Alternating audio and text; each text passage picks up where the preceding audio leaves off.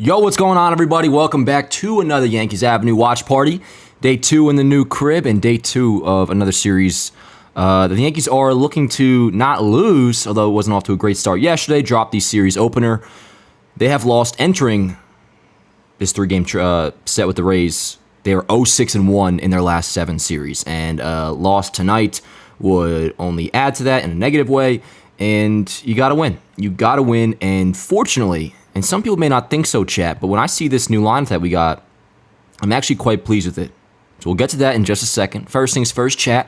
How are we doing? It is so good to see you guys once again. Hope everybody's had a good Wednesday as we prepare for Game 2 of this 3-game set. And fortunately, Baltimore did lose last night, so the AL East deficit remains at 3 games. However, Boston did win. They are now not only 10 games over 500, but just 3.5 games behind us in the wildcard standings. So while earlier on wasn't too worried about them, sure are now because they are trending up, and as we know, we are trending down.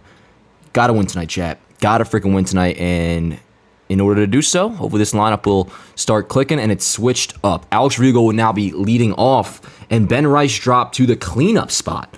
Now, let's run through it real quick. Verdugo, Soto, Judge, Rice, Torres, Volpe, Grisham, Trevino, LeMahieu. Now, I have one issue with this lineup, kind of two, but I still like it. First issue, Jose Trevino starting behind the plate. You guys know, yesterday I said there's no reason for Austin Wells not to be playing every single game in this Tampa Bay Rays series. And the reason being, 3 straight night games, so you don't have the excuse of day game after night, you want to give him a rest, and there's not a lefty on the bump. So when I see Trevino on the lineup card today, I was like, why isn't Austin Wells playing? I have calmed down a little bit because apparently Zach Eflin, the Rays starter that we're facing tonight, he owns lefties. They have like a 630 OPS against him this year, lefties do. So even though he's a righty, he pitches quite well against lefties. So that being the case, I guess I understand Wells not being in there. And DJ LeMahieu, he got 2 hits yesterday. He's technically heating up. Even though he's looking a little bit better at times, hitting the ball kind of harder, it always feels like he's a pretty strong candidate to grind into a double play. And then you got Trevino and DJ back-to-back, which those are probably the 2 biggest culprits in that department, double plays. But I will say I like the move of Verdugo to the leadoff spot. Not only is Verdugo hitting the ball better as of late, very small sample size, just the last 6 games, but he is hitting .292 over those last 6 games. You lead him off, that way you can get Ben Rice down to the cleanup spot, which I think it's the perfect move because now he can protect Aaron Judge. Instead of it being Verdugo or Gleyber Torres in this case, or in some cases, when it's not Verdugo. That's not the same protection that Ben Rice will provide, who also went deep yesterday as well. First time since a 3-homer game on Saturday. He's the Yankees' biggest threat right now behind Juan Soto and Aaron Judge. There's no doubt about that. So to have him protecting Judge makes a lot of sense. And Verdugo, like I was saying, he's starting to hit the ball a little bit better. You just got to hope that continues into tonight, yo. So I'm all for switching this lineup up. Some people not too thrilled with the change because Ben Rice has been raking at a leadoff spot, and I do understand that to a degree. But I think the better advantage is having Ben Rice protect Judge rather than having him hit in front of Judge, and then you have Verdugo in the cleanup spot, which it was time to make a move in the cleanup hole with Verdugo hitting there for quite a while now. So I'm all for it. And, when you're struggling the way the Yankees are, you kind of got to just start throwing shit against the wall and seeing what sticks. And for all we know, this leads to a good offensive showing tonight, and it's something we can feel good about. You can, say we rattle off a couple wins in a row. You can look back to today and be like, all right, well, maybe this lineup switch is what they needed. Maybe it won't be. Maybe they'll lose tonight. And it seems like there's a good possibility of that happening. But I like it. We'll see what happens. But yeah, Verdugo to leadoff spot, Rice to the cleanup.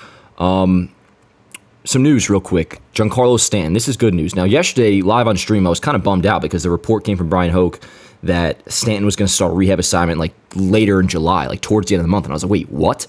I was kind of holding out hope that he'd be good to go possibly right out of the gate to begin the second half after the All-Star game, which that might have been jumping the gun. But either way, when I found out rehab not till later this month, I was like, yo, wait, what?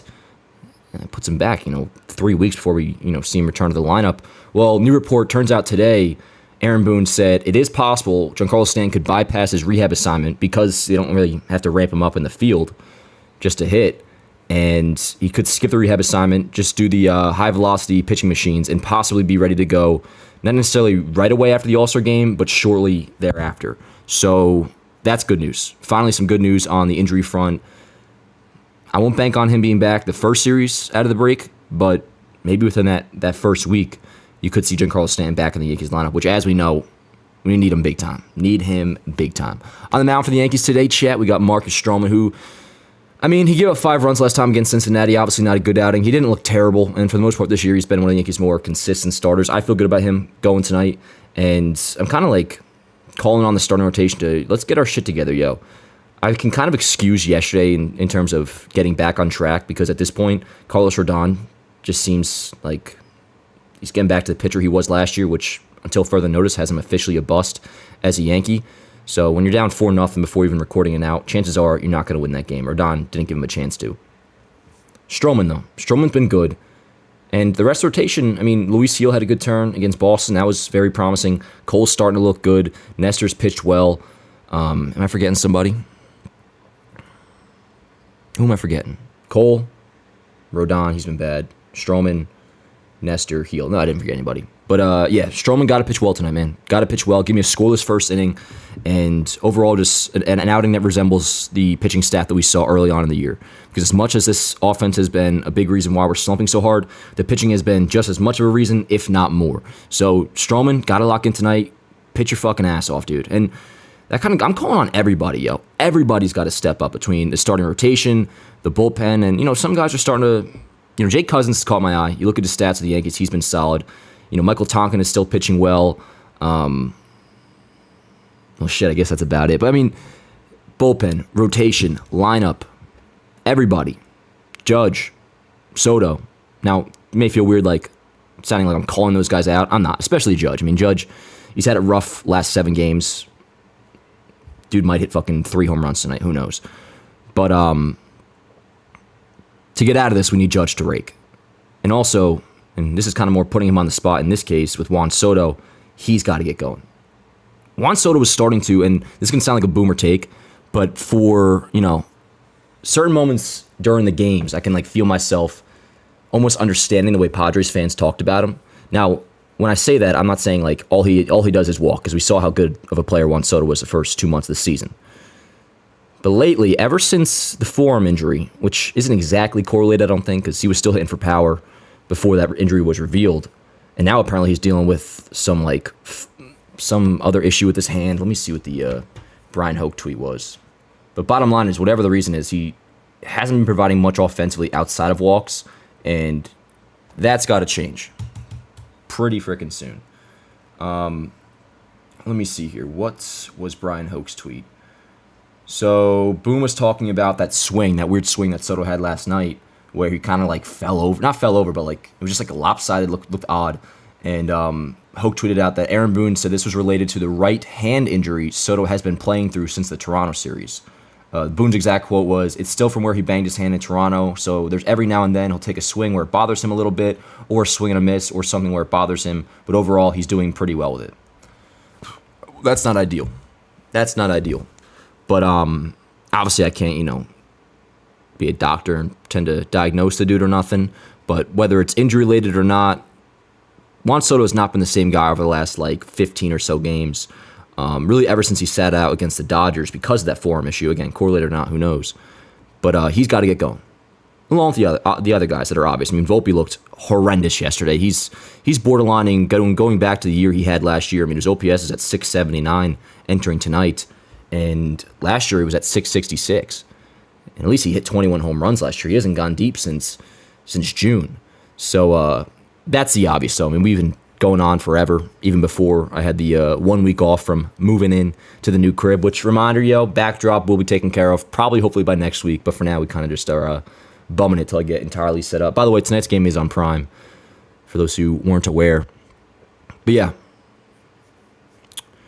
Let's see, is there anything else I want to discuss? I guess that's about it, But I do like the lineup change. Let me know how you guys are feeling in the chat below. Which, speaking of, let me pull that motherfucker up, and we can start chit-chatting here, because we've got first pitch coming up in about 7 minutes, chat. Stroman versus Zach Eflin for the Rays, which I think we may have faced Eflin early this year.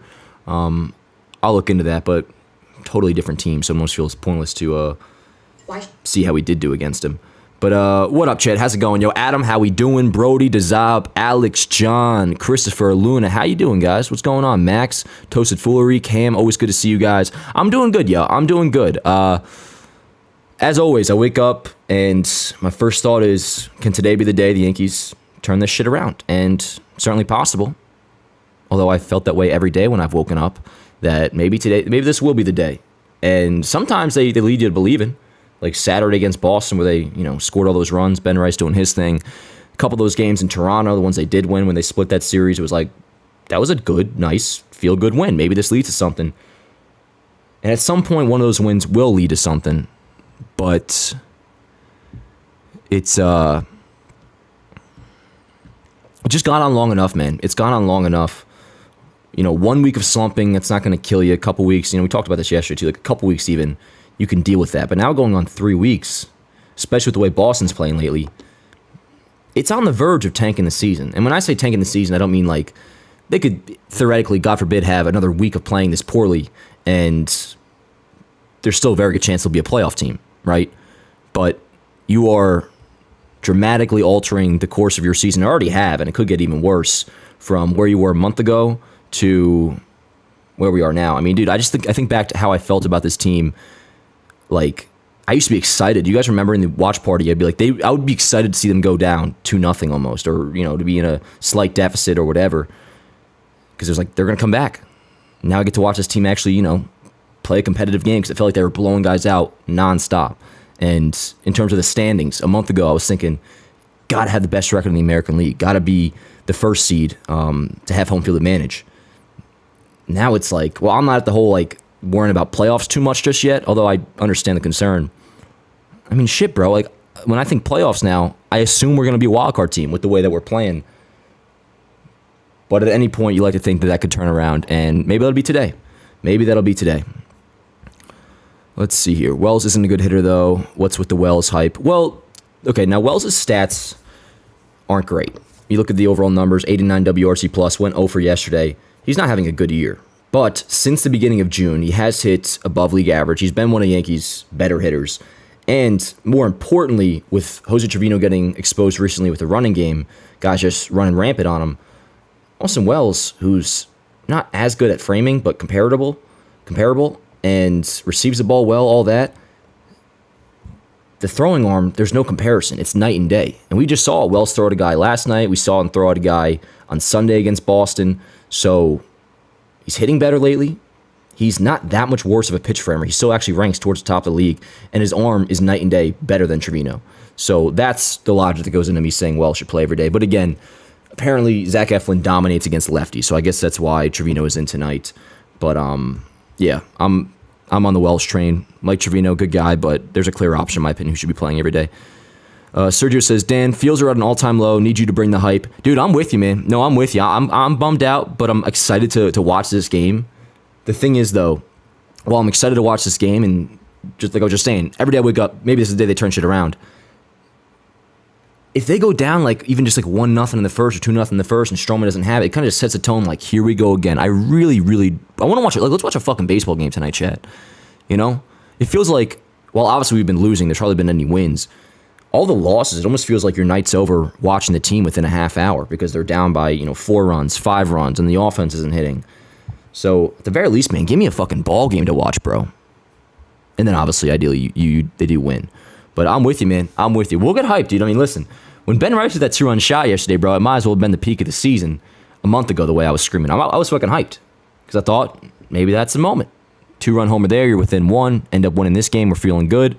Obviously, they didn't, but just kind of looking for that one moment, that one game to turn this shit around. Brody says, don't like the Stroman-Trevino combination against Tampa. Yeah, I was looking into also the catcher splits between the two, Wells and Trevino, who catches Marcus Stroman better in terms of catcher ERA. They're both pretty solid. Trevino's slightly worse. Stroman has a 3.8 ERA with Trevino and a 3.5 with Austin Wells. Some other numbers, you could toss it up and be like, maybe he's more... It's interchangeable. So he's pitched well to Trevino. He's pitched well to Wells. So I wouldn't worry too much about that. It's just a matter of, are the Rays going to be running all over Trevino, and can Trevino avoid hitting into a double play and actually contribute something offensively the way he did the first couple months? But Yeah, man. While I like the lineup for Verdugo in the leadoff spot, Rice at cleanup, Trevino and DJ back-to-back, man, it's just like... I mean, is there any chance that the 8 and 9 hole for the Yankees tonight don't hit into at least one double play? At least one. I might even set the over-under at 1.5. Honestly, chat, over-under 1.5 double plays out of the 8 and 9 hole spot tonight. I don't want to set no pessimistic vibes or nothing, but that's my only grub with the lineup. I am looking forward to Verdugo leading off, and then Rice in the cleanup spot, which we got first pitch coming up in a little bit, yo. It's on Prime. Prime, Vincent. Game is on Prime. Yubo J says, we get Jazz and Garrett. Garrett Right Dang. Garrett, or Right Dang. Garrett, what's his name? Are you talking about Tanner Scott or whatever his name is? Am I thinking of the right guy? But no, Jazz I'm all for, dude. I'm all for getting Jazz. And Ken Rosenthal listed the Yankees as a possible candidate to get him today. And then also like certified he's going to get traded. Jazz is. So he'll be on the block, and we'll be talking a lot about him as the weeks continue. But yeah. Garrett Crochet. Oh, I see. Dude, Crochet's concerning, man. I mean, has never thrown this many innings before. I think the White Sox are on the verge of like possibly converting him to a reliever to like keep him at, below that innings limit. And like I've discussed in my post trade deadline alignment tweet, I'm not interested in upgrading the starting rotation, dude. Because while the holes you have to fill aren't impossible, I mean, it's 2 infielders, 2 relievers, that's enough to where you don't want to have to worry about another area that you hope just figures it out. And that's what I said in this tweet. Like, the rotation better just figure it the hell out. And we talked about it a lot yesterday as Eflin's taking his warm-up pitches, so we're going to get going in just a second here. But even if Rodon, let's just say, is bad, which is starting to seem like, okay, he is bad again, it's official. You still have a plethora of starting pitching that can win you a playoff series. You still have a 5-man rotation outside of Carlos Rodon in Cole, Heel, Nestor, Stroman, Clark when he comes back in August. But yeah, so Verdugo is stepping in, the new leadoff hitter. He's batted leadoff a couple times this year, but definitely the first time in a while. And as I was saying in the pregame, Verdugo in the cleanup spot, that just had to change eventually. It went on for way too long.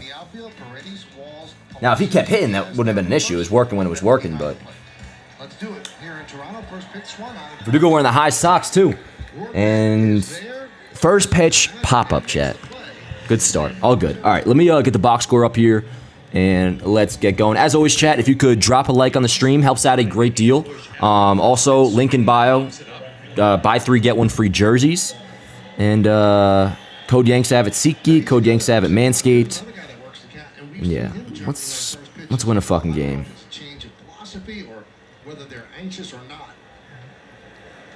Alright. So yeah, one guy I'm kind of putting the pressure on a little bit. Soto's got to start hitting. Got to start doing more than just walking. Oh, oops. There we go. Because the last 15, he has not been good. Outside of getting on base, he's definitely still getting on base, but we do need more than that.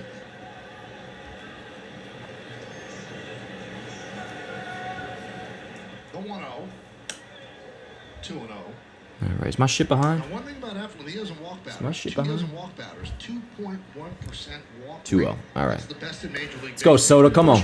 Got my ice cold Coke Zero. Chat, I'm all set up to have a good night. I'm chilling with my fucking homies. You guys? Got the game on. Let's see. That's a vibe of tonight, chat. Let's just see what the hell happens. You know? Just 8 walks, 385 batters. Damn, 8 walks, huh? But he's 3-1 now on. That is crazy. Holy shit.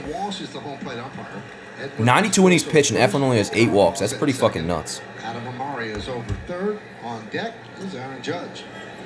Let's go, Soto. Come on. 3-1. Ripped. Attaboy. Good shit. All right. Equivalent to a walk, but I'll take it. Nice hard contact.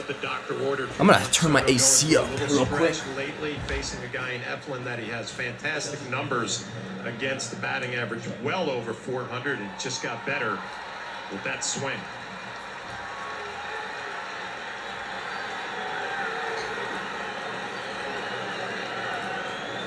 And that brings up Judge with Soto at first, held there by Diaz. Oh, it's fucking hot, chat. I got the 1 AC unit down in my kitchen, but it's like 3 rooms over. So it's kind of hot in my room, but we'll be all good. I got that shit set to fucking 62 degrees out there. with the fan going in like the living room to hopefully blow some air in. But we'll be all right. Thursday against Kansas City. Chat, the things I would do for a 2-run shot from Judge right now in the first. Faced the Yankees once this year. God 6 damn. shutout innings at the stadium. Oh. 20 of those deals a second strike to 0-2. Judge. What up, chat? See that curveball? It's just kind of the rolling. R.I.P. the electric bill. I know, bro. I know. Better than being hot though, dude. And the box of the air conditioner said it's only should cost me like $150 a year, so I hope that's accurate. From last season. But I feel like those things never are.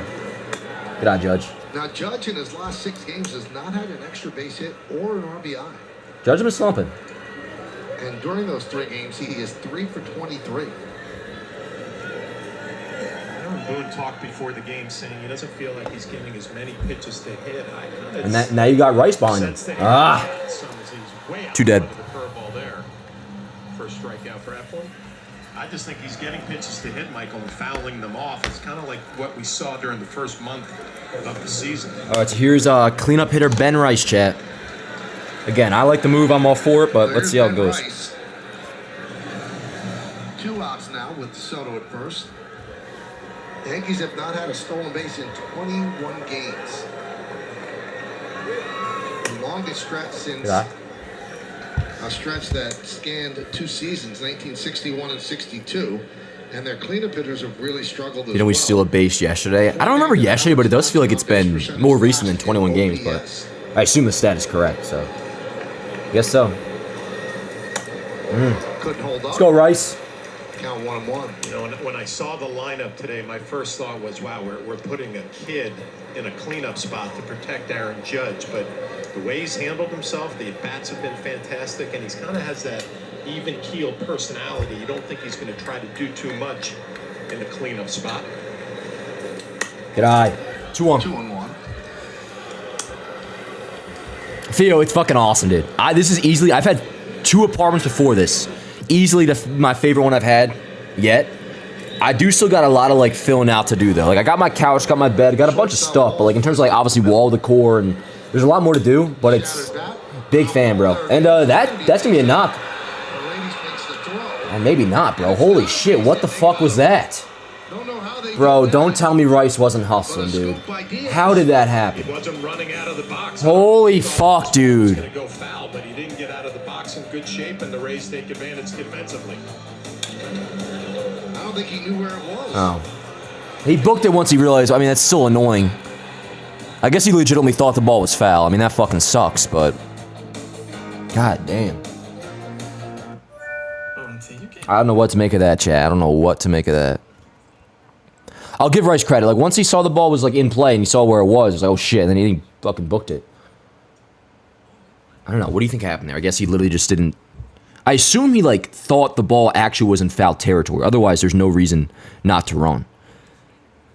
If it starts down the line and you think it's going to go foul and you don't run, that's ridiculous. So I'd like to imagine he didn't just do that and he actually just had no idea where it was. Rice is a rookie, sort of allowed to make that mistake. Hanzo, and you guys are saying that as well, like rookie mistake. The fact that he sprinted once he saw it was fair saves it a lot. First thought, when you just see that he didn't make that, it's like he must have been fucking dogging it, and then that would have been, I don't care if you're a rookie or not, that would be unacceptable. But you're right, I'll give Rice the benefit of the doubt.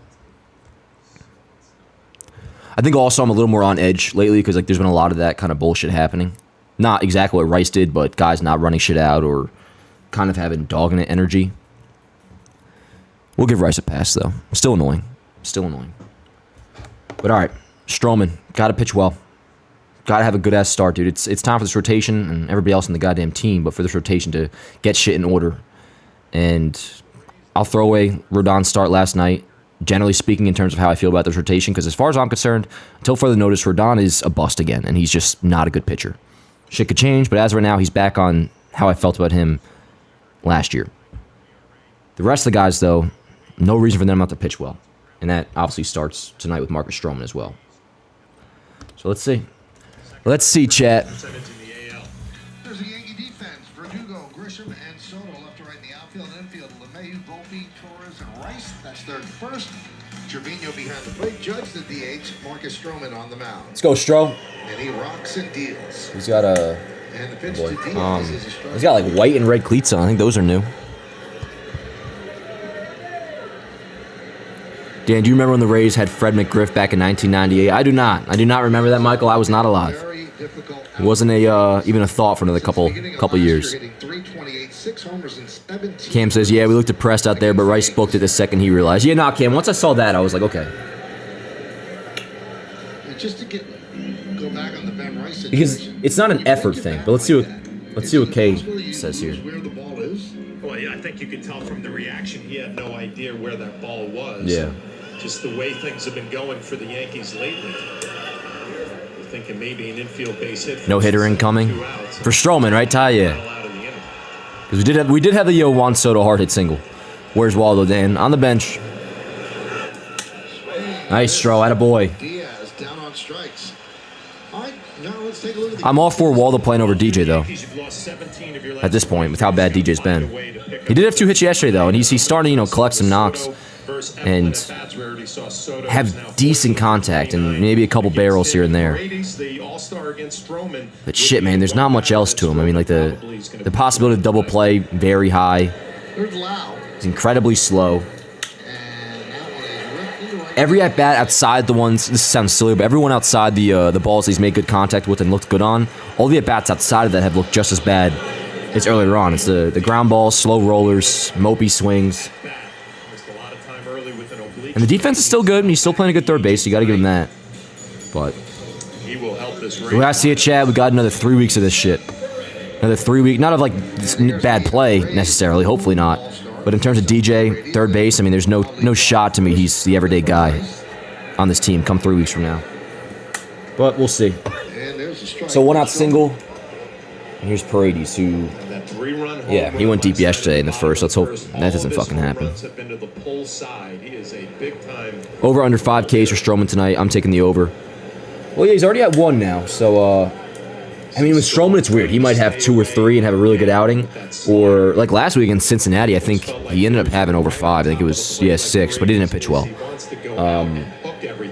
I think tonight I'm feeling the over on Stroman.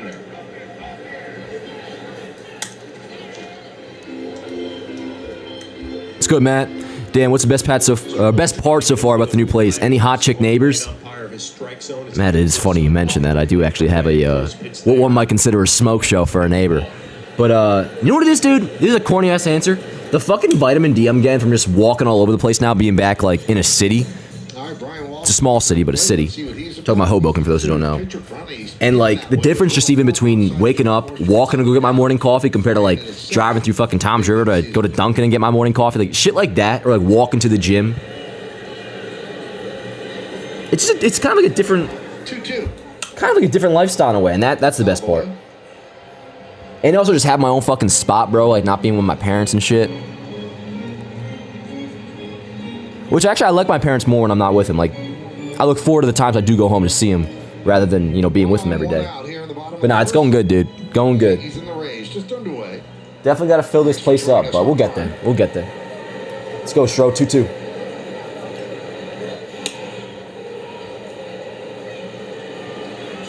Strange start time here in St. Pete. Why 6:50? 6:50. Yeah, that is weird, bro. Why are we doing these 6:50 start times? It's tomorrow, too.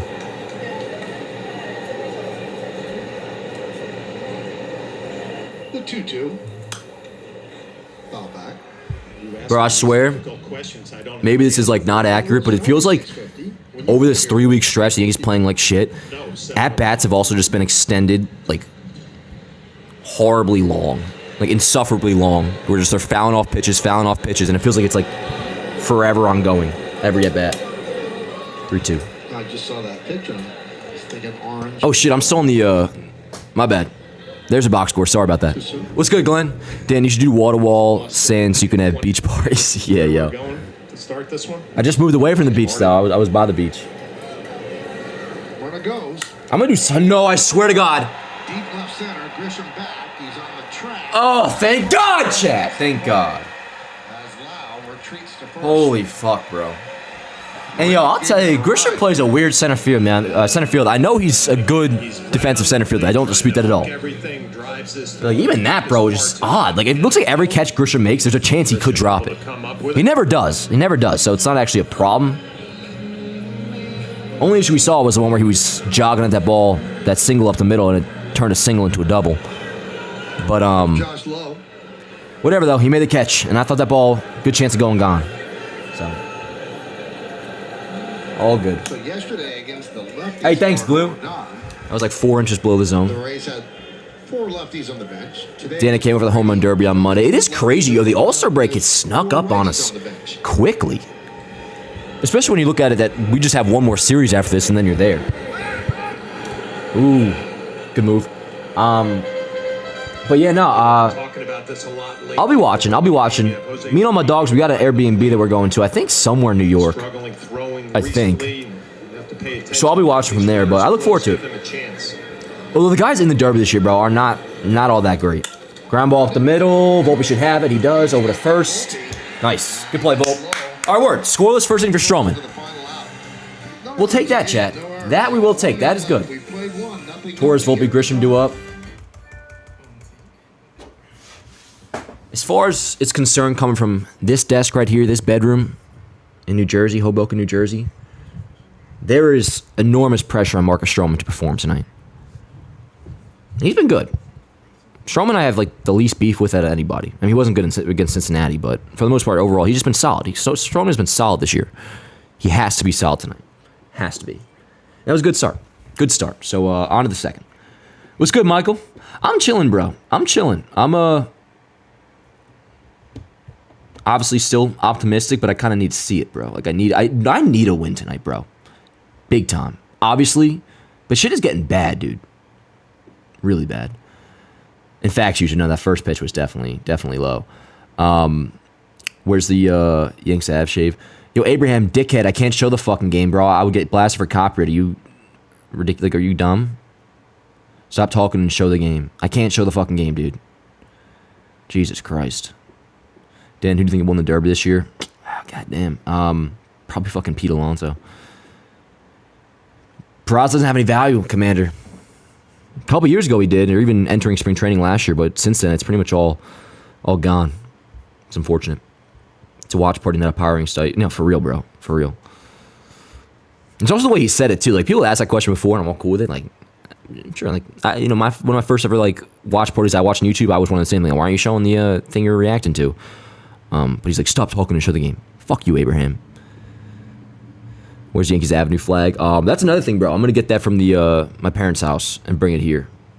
I might actually put it over that closet because I don't know that closet. It's kind of a what's the saying? I don't know. Odd looking. Hey, thanks, Yankee Lane. I appreciate you. You guys are awesome. You guys are fucking awesome. But all right, here we go.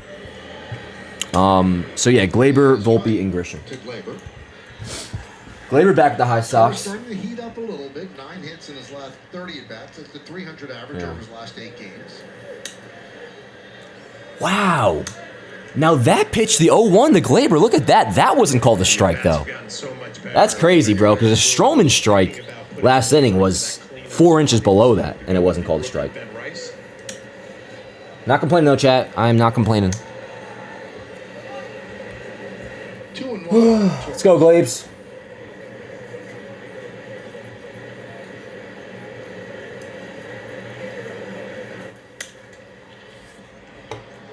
Eflin's in the middle season of a 3-year, $40 million deal. That's the biggest free agent contract the Rays have ever given out. That passes the 5-year, $35 million deal they gave to Wilson Alvarez before their first season.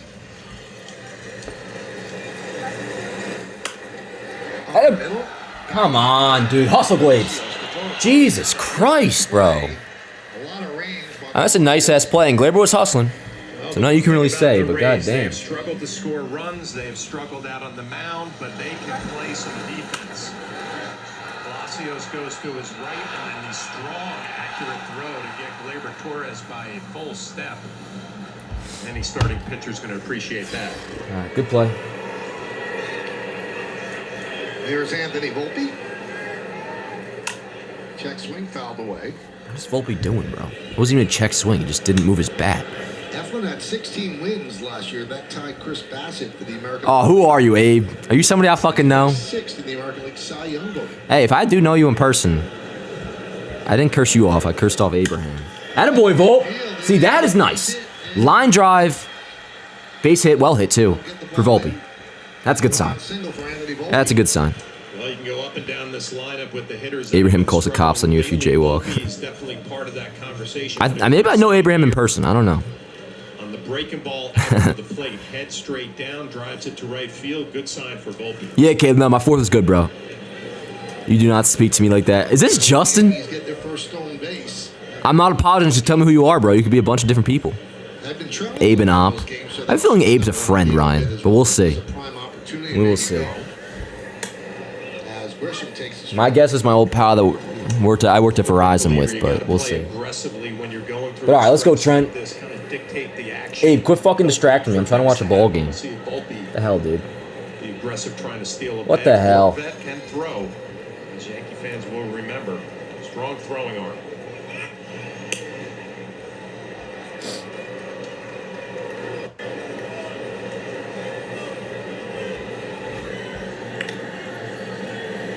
It's fucking hot, chat. Holy shit, bro.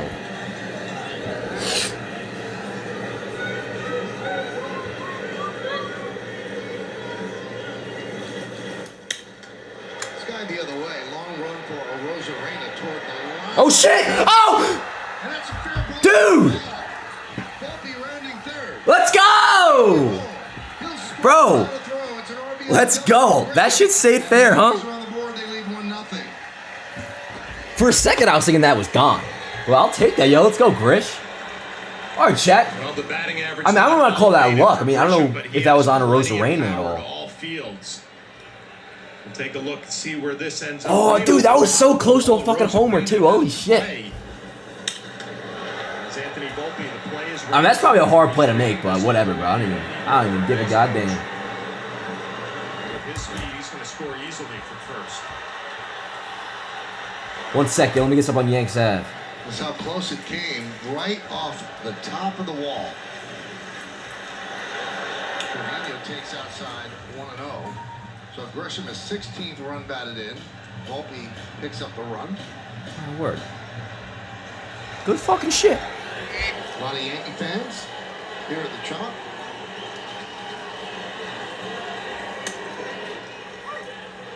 One and more. Trent Grisham, RBI double, gives the Yankees a 1-0 lead. Grounded foul.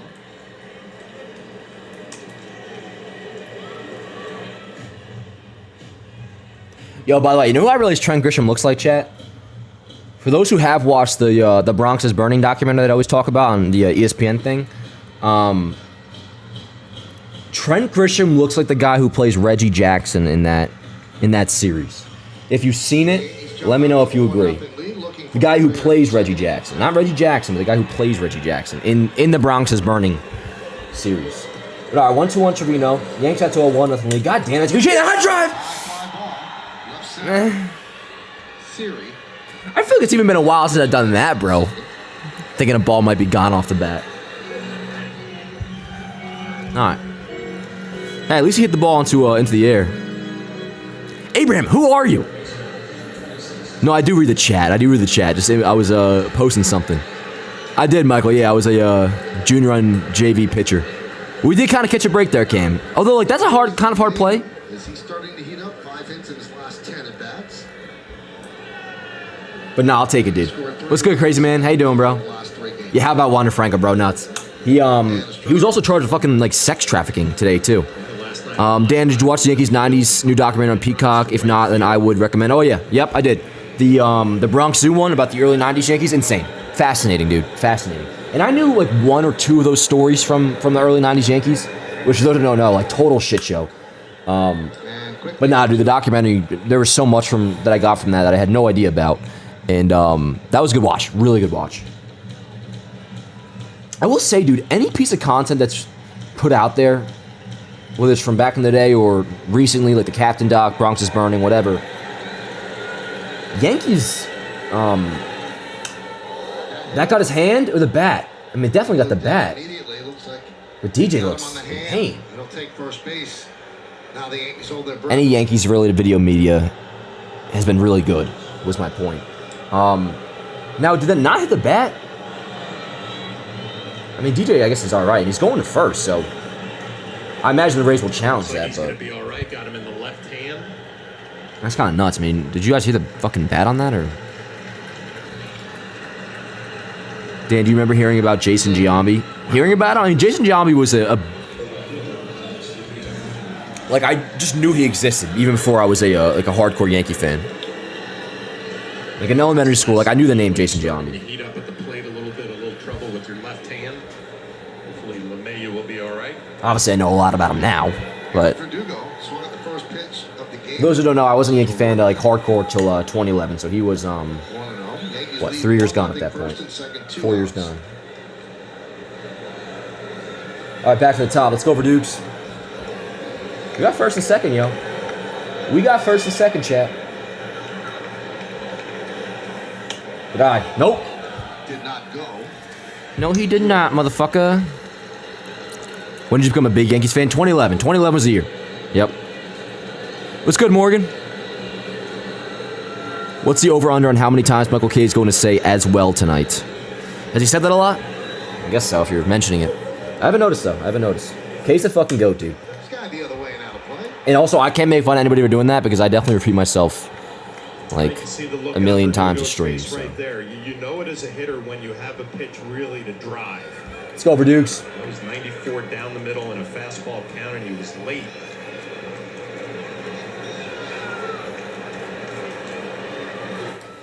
Ah. High ball, center field.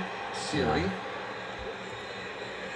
All right. Put it away. In the over, but Chad, we got on the board. The Yankees got a run on 2 hits. They leave 2. We got on the board. Second. It's got the other way. Long run for Rosa toward the So you can't put that right in the dishwasher. Bro, I fucking love it on Yanks app now, like on Instagram. It's just like a kind of like an inside joke almost, like any little moment. Like I posted Trent Grisham RBI double. And it's like, are we back? We're so back. Or like people posting the gif of Donaldson saying to Glaber after his ultimate grand slam, saying we're back, which was fucking badass. That shit was awesome. That was the only good moment to come out of Josh Donaldson's Yankee career. Was when the Yankees were struggling like crazy. You know, the 2022 collapse, which has been talked about a lot recently, and he hit that ultimate grand slam. Which those who don't know, ultimate grand slam is when it's like all 4 runs are needed. You're down to like you're down by 3, 2 outs. I believe is what makes an ultimate grand slam. Which the Yankees actually had 2 that season. It was Donaldson and also Stanton on the Judge 60th game. They had an ultimate grand slam. But anyways, Donaldson was there's a shot of him saying to Glaber like, "We're back," and it was fucking cool. Some dispute that wasn't what he was saying, but I think it was. Who gives a shit though? Who gives a shit, chat? But all right, 1-0 lead, 1-0 fucking lead. Now we need a good second inning from Stroman, and then a good third, and a good fourth, and a good fifth, and so on and so forth, and what have you. 24, Michael. I'm 24 years old. I had to think about that for a second. Why do go, Dan? What you mean, Glenn? Like, why is he leading off? I think the main thing is just because they wanted to get Rice protecting Judge in the 4 spot, which I'm all for. And Verdugo does have decent numbers over his last 6 games. He's hitting like 290. Dan, I want to ask you if you ever played wiffle ball and used a slim bat like me and my boys used today. Shit flies when you hit it LMAO, a lot more than a plastic one. Nah, dude, I didn't play wiffle ball all that much growing up, mostly because I didn't like it. And why I don't like wiffle ball is why I love blitzball so much. Because blitzball is so much more like similar to baseball. Like, the bat is more like a baseball bat. You get the full ball that carries like a baseball, kind of. And obviously doesn't have the holes. I never loved wiffle ball. So I never really played all that much as a kid. And I can't hit for shit, yo. So you give me an even smaller bat, it's just going to make me even worse, yo. I have enough trouble with the fucking blitzball bat, which you guys probably saw that clip on social media today, me smashing the strike zone. Not a good championship game for me, for those who watch the warehouse games. I think I went like over 3 with 3 Ks. It was a shame. Really big shame. To be fair, that was months ago, though. I'm a changed man.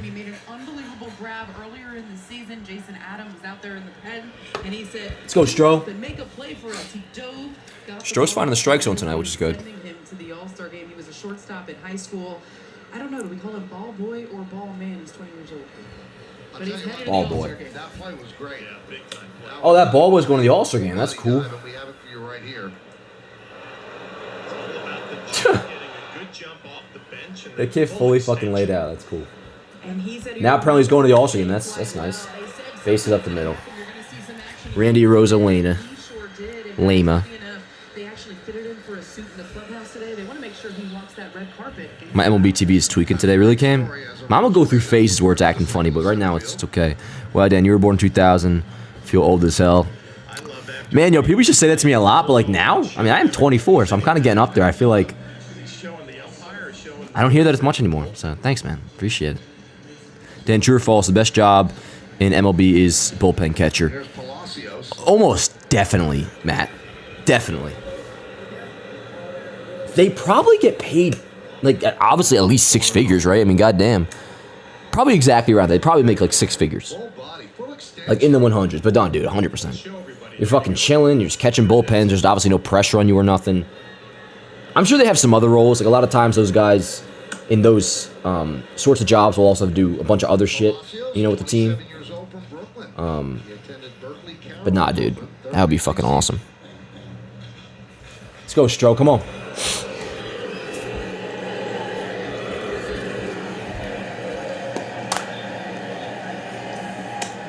Oh boy. And there's a strike.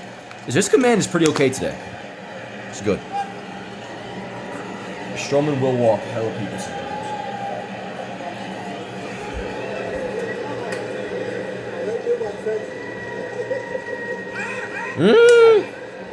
Now, I made a very controversial stand, Palacios did, on New York pizza.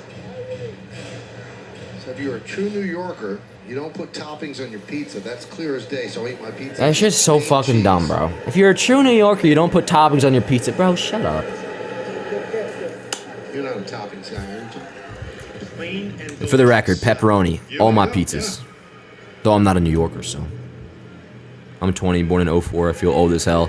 Cam, dude, you're in a fucking nice age, dude. Enjoy 20. I remember like it was yesterday. Good age. Runner goes. Nice pitch. Throw to second. Oh, wait! Let's go! Dude, a really cool fucking tag that was there, dude. I'm not so sure he was definitely out. I need to see the replay. But holy shit, bro. Like, more so a great play by Volpe. See, I think he might be out. And the ball just kind of like found the glove and found the foot. Like all one fluid motion, just like ball, glove, body. He's out, yeah. Good shit, Trevino. I mean, kind of. Good shit in the fact that the throw was nice and firm. And that was it was in the zone. Volpe made a nice ass play. Tag. I actually hit a button and it was Trevino. What are the odds? But nah, that was good. Good shit. I think it hit him, so it won't be ball four. He was hit by And all the more important after Palacios gets on. A lot has been made with Jose Trevino and his Nah, not reviewing, Mr. Smith. Gets rid of it. Cherry Just throw, for Jesus 2 sake. seconds. Maybe this is a sign. Maybe this is a fucking sign, chat, that things are finally turning around a little bit. Have the strongest arm to throw out base runners. What's good, baseball lover? Good to see you, bro. Stroman does a good job. Yeah, and I know, dude. It's funny though, because a lot of those Sure doesn't hurt when you have times I freak out on the Warehouse Games channel. Anthony Volpe. I'm not proud of that shit, bro. Like, I won't watch it. The clips, I'll mute them because I'm embarrassed by it. There was one earlier, like last week, with the missing the ball in the SeatGeek chair. I won't even watch it. I'll just mute it because I know it's embarrassing. That one, though, me bashing the strike zone, I actually kind of got a kick out of it. But no, I'm not proud of it, bro. Just know I'm not proud of it. 90 stolen bases, but they've been now All right, 1-0 on Siri. 34 times. It's an awful lot. Runner goes? No. I heard somebody yelling. So their percentage before that caught stealing was 73.2%, John. That's 23rd in baseball. So steal a lot of base, but you caught a lot. It's kind of a bad equation. Yeah, running into outs, but Palacios' 13 stolen bases only been thrown out once. Damn, they're throwing over a lot, Moved by Stroman. which is smart. That's another thing with Trevino catching today, which is now looking, you know, good. He threw out a runner. But also, the fucking game in Boston, it was Stroman with Trevino. Stroman's got that big-ass leg kick. We know the deal with Trevino and his arm. Trying to get some of these Rays But I'm certainly not going to talk any shit about it right now, chat. in their lead. That was a nice little throw by Trevino. Nice little throw. There he goes. Runner goes. Here we go. Line into center field. Should stay up. And it does. Grisham's got it. Attaboy. And anyway, no way. Ah, no. I was right. No way. Too dead. I was just trying to think. Does Grisham always wear high socks? But he definitely has before. Siri hits But I feel like a lot of guys wearing high socks in them. Maybe it's a thing. Glaber's wearing high socks again. speed, able to get back easily. Who else is wearing high socks that I mentioned before? Verdugo's wearing high socks. You had good at bat stand. Some like or the one at bat against Jake, the RBI double, whatever. That was cool. Like I enjoyed that at bat. Watching it back, but I'm switching up my shit though. I'm definitely runner goes. Here we go. Throw to second. Okay, they didn't get him there unless his foot came off the bag, which I guess it didn't. But even that, bro, like that's not a throw that's gonna make me fucking puke. It was a respectable throw, not as firm as the first one, but at least it's not. A lot of Trevino's throws lately have been, I feel like, sailing into the outfield or nowhere close or looking dinky. Even Stroman pointed back at Trevino saying, like, nice throw. So, no, he's not out there. Only if his foot came off the bag. No, he's definitely safe. But, point is, good signs from Trevino today. Ground ball chopper, broken bat maybe. And come on, nice and easy. Here we go. Word. Chat, let's fucking go. 2 scoreless innings. Word. What do we got coming up? Soto, Judge, Rice, dude. See, now that is a benefit of having Rice in the cleanup spot, which the same feeling of when he took Volpe out of leadoff spot and put Rice in Rice leading off. To where when you have top of the order, you feel good about all 3 hitters. Now, you feel good about the 4-hole again. You see 2, 3, and 4, Soto, Judge, Rice coming up. You got something to kind of dream about. Be like, okay, maybe we'll do something here. So that's nice. I'm a big fan of that. Remains to be seen how Verdugo does out of the leadoff spot, but necessary change. Definitely a necessary change. And I'll tell you, bro, say Rice thrives or just does well. Good protection for Judge, batting cleanup. And Verdugo is hitting a little bit. Maybe not to how he was the first couple months, but he's like a league average, like doing decent. You keep him at leadoff, keep Rice at cleanup more importantly, and then when Stanton comes back, I like Stanton in the 5-hole still. I don't think it should be automatic that we put him back to 4, which he was batting 5 a lot, but that was when Verdugo was cleaning up. So I think Rice behind Judge, if that works, keep that, and then Stanton in the 5-hole, hopefully a couple games after the All-Star break, then you're starting to get something going. But it really remains to be seen, it's just like, how is Verdugo going to do? Because I believe in Rice, yo. I believe in Rice. And I was saying that before the 3-homer game, chat. So I'm not just being recency biased. What's good, Steven? Doing good, yo. I mean, we're off to check my internet, little bro. Hey, don't call me fucking little bro, Jared, but I will check my internet. Don't call me little bro, though, dude. That's condescending. Is my internet bugging, though? It should be all right. I'll keep my eye on it, though. Same video unavailable when I try to play the game on Prime Video. Make sure you're not using VPN or nothing. You got to be in the regional area, like in location. But, yeah. Does Dugo have chains on? Yeah, he has the one on, Glenn. He has the one chain on. But, all right, here we go. Soto, Judge, Rice.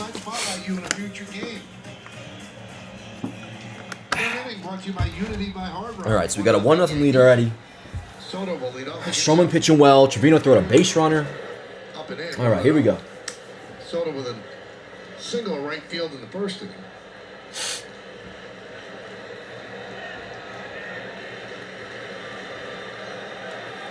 When you think about Soto's Nice strike. this stat says it all to me. So in his last 19 games, before the single tonight, This is going to be out. Lack of power, but high on 11 base. for 63, that's 175. His OBP is probably 450, right? Not contributing at all. His on-base percentage is 395. 390. So even when he's not hitting, he continues to walk. He's on base at... The problem is, though, yeah, see, the slugging in the last 19, that's the issue. I mean, obviously, Soto's always going to get on base, so you don't got to care about the batting average as much, but he's slugging 333. He's got to start hitting for power.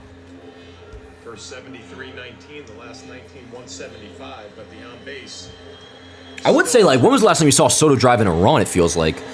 But, See, the slug has gone down. that part obviously ain't his fault, because Hard to increase your slug Volpe's now. probably gotten on for him when he was leading off, like, twice in the last month. So. The 2-2. Ground ball right side. Ah, son of a bitch. One dead. He will get Soto for out number 1. One dead.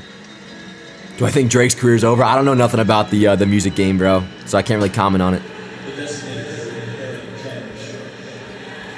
going to bring up Judge, who struck out in the first inning. Then Zamir, are we taking away too many strikes? Or taking away too many strikes. There's certain guys that irritates me. I mean, Grisham's a fucking, like, the most prime offender of that is taking strikes right down the middle. He's annoying with it. But nah, yeah, sometimes.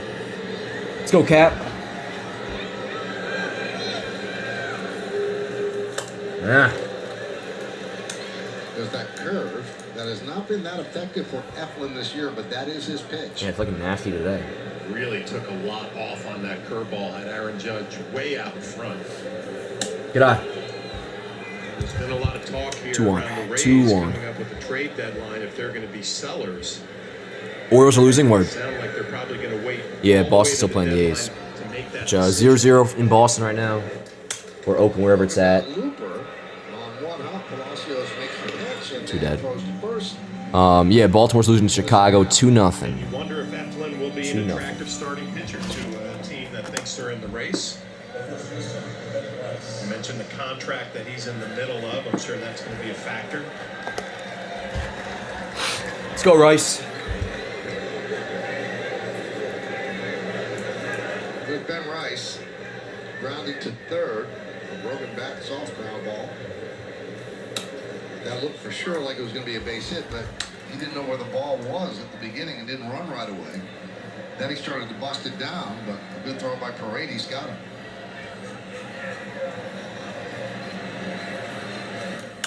him. Popped up. Let's see if it stays in play. Paredes, nope. There's a look. It's in the seats.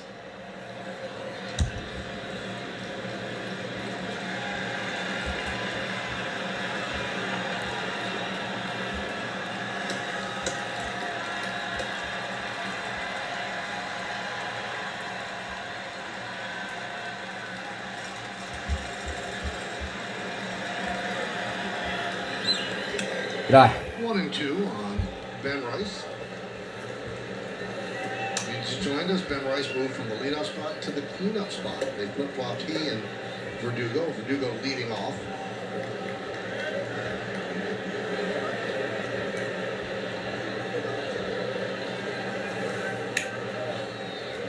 Two and two. 2-2. It's good, John. Yeah, yo, new apartment. New apartment, yo. Yeah, I know Move On. Yep, from Boston. I remember seeing him on like I think the Mets signed him once, like to one of the with it. Couldn't hold up. Goes around. God damn, bro. And Eflin works Rough at bat for Rice. as the Yankees go down in Didn't the Mets sign him to like a pretty shitty deal? I just remember seeing his name in like the one in like worst contracts ever thing. But all right, that was a pretty rough inning. BRB chat. BRB.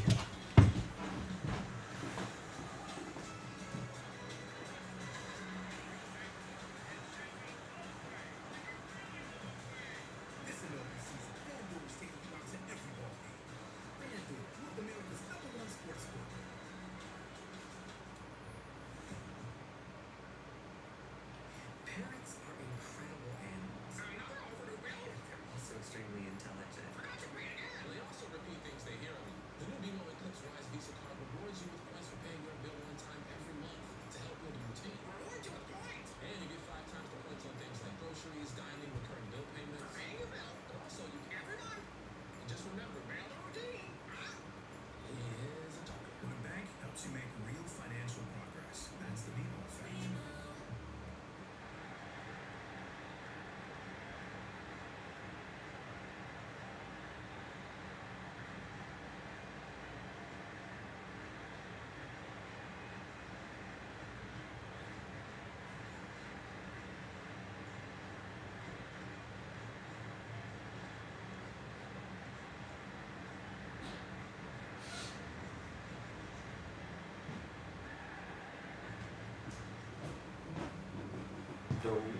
It's a shame.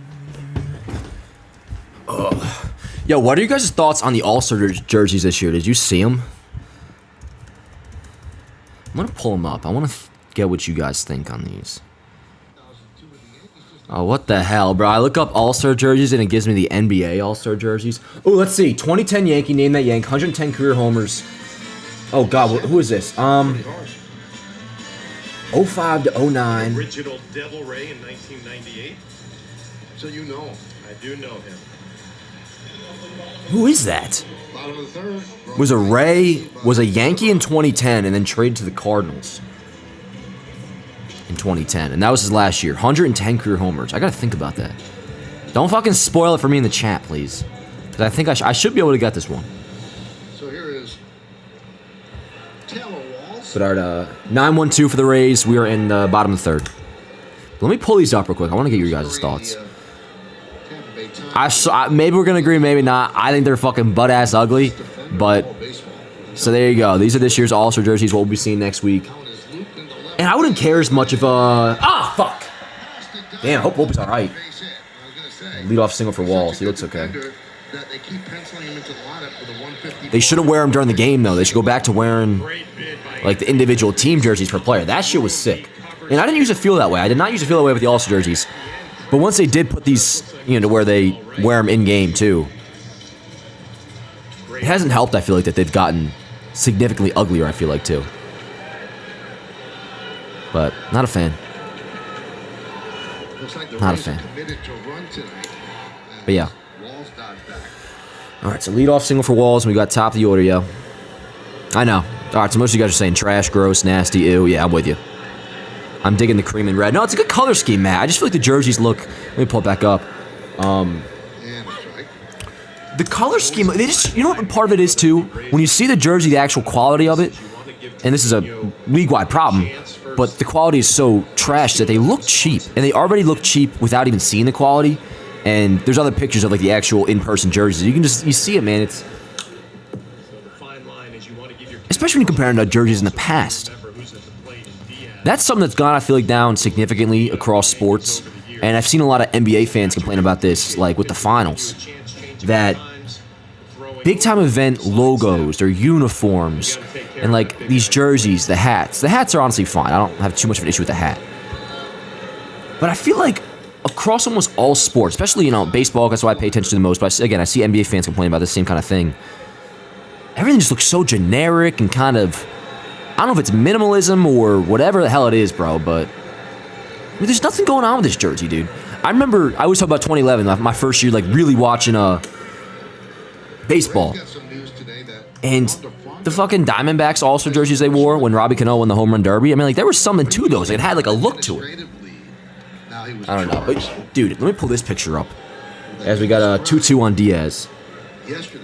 Ground ball right side. Ah, goddamn, hit him! It hit him! Yeah. Very good, chat. If the baseball gods came to me this morning and were like, Dan, you have to trust me, shit will turn around for the Yankees starting today. You just got to believe me. And if I was told that, and I've watched this game so far, I might start to believe just for the fact of the way some shit's going. So far, we have Stroman pitching well. Wow. A Yankee starting pitcher doing okay so far. Fingers crossed it stays this way, but looking okay. The Trent Grisham RBI double kind of just fell in. We were like, I don't say blessed a hit and a run. We kind of were. And then that right there, you're telling me fucking yesterday that shit doesn't go right through and doesn't hit the infielder? Well, anyway, with the charges filed against Franco yesterday, administrative leave ended. I'll take it, chat. I'll take it. Any little fucking thing the baseball gods will sprinkle on us and say, like, here you go. It's some charity. We just got some charity from the baseball gods. Nice, Stro. Stro's looking good. Here's to hoping he has a fucking good-ass outing, bro. I want, like, 6+ innings type good outing. Not just, he goes 5 1/3, 3 runs type shit. Like, give me a good fucking outing, bro. A good outing. Lead us to a win. Obviously, the offense has keep scoring as well. And then I'm going to show this picture of the jersey in person. It just looks cheap as shit. The 0-2. Ooh, that was a good pitch, though. Now, Meredith, you asked the manager, Kevin Cash, about it, right? Kevin Cash wanted nothing to do with really commenting on that, Michael. He said he's going to... Sounds like Meredith has a cold. Baseball, the front office, and obviously the law enforcement officers that are dealing with that case right now. But really, shit. Hold on. Sorry, chat. All the way around, and Kevin Cash just kind of trying to stay away from that, Michael. Foul ball. Still 0-2. But here's a picture of the jersey, like, in person. Like, while I think the design is pretty basic and ugly, the quality does not do it any favors, man. It looks like a fucking... It almost looks like a giveaway jersey that you'd see a Kellogg's logo on the side of or something. You know, like all promotional items are. They're always sponsored. Whatever, though. I read some thing on Instagram about it, or on Twitter, excuse me, a whole thread about him. I was thinking about it.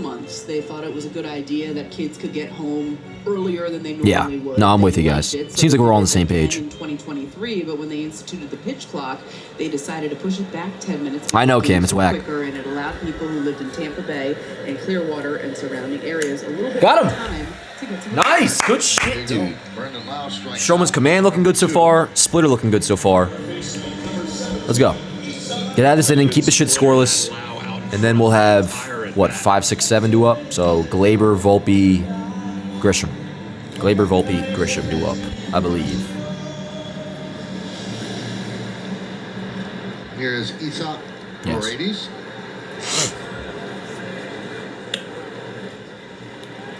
One and zero.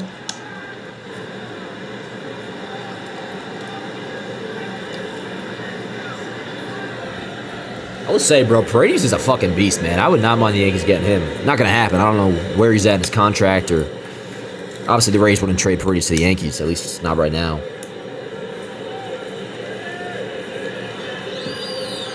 But one day, if they end up getting him, I think I'm fond of him as a player. He's got a look about him. Like, he does have a look that he wants to fucking kill you. I like that So shit. 3-0. Mentioning the keys to the game that By the way, you know what I thought was hilarious and awesome? Some people like got all up in their fucking ass about it. Well off the When Bonds was asked, like, what would you do against Satchel Paige? And He was like, me? Take him deep? And some people like thought that was disrespectful. I'd be like, I thought that shit was fucking awesome. Let's take a look at all of Paredes. As much shit as I talk about Barry Bonds, bro, like, I didn't even talk shit about him, actually. Just, like, his home run record is illegitimate. Tigers, he wasn't. I'm a big fan of him. Like, he is a fucking dog. Rays made, John. Me and my boy Ryan Cohen were talking about So you this. hit balls to center field. Because it was coming off like I was dissing Bonds, and I was like, here's the way I see it. Barry Bonds is a Hall of Famer. Barry Bonds, technically, he's the greatest player of all time. His home run record is illegitimate. There's nothing anybody could say that would have me feel otherwise. His home run record's illegitimate. Mark McGuire's home run's illegitimate, and of course Sammy Sosa's as well. Now Blake settling down. But big fan of Bonds. Josh Lowe comes to the plate. Fan of McGuire too. First and second. Sosa, they were all fucking beasts, yo. I would have loved to have watched the steroid era. I obviously caught the tail end of it. You know, you still had the bases for the Rays tonight, but Marcus guys getting popped these days, but like I remember Manny getting suspended from when he was with the Dodgers. Obviously, A-Rod's second go-around, biogenesis, all that. It is funny, yo. Some people really do forget like the players they like Nelson Cruz or Bartolo Colon. There's so many guys that people just forget took steroids, and then other guys they obviously choose to remember.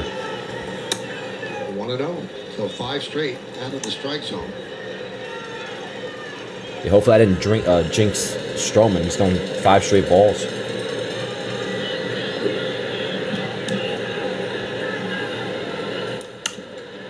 Out the way.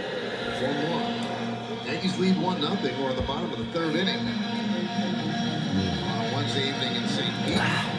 Not like some fucking aspartame chat. Rays won It's quite delicious. You should try some. Let's go, Stro.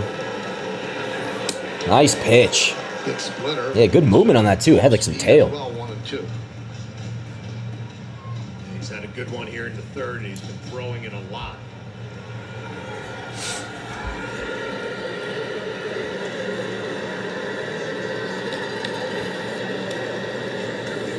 Ah, good pitch. Good pitch. 2-2. Oh, bro, don't even get me started on Big Papi. Who, again, love the guy. And I think he's a Hall of Famer, too.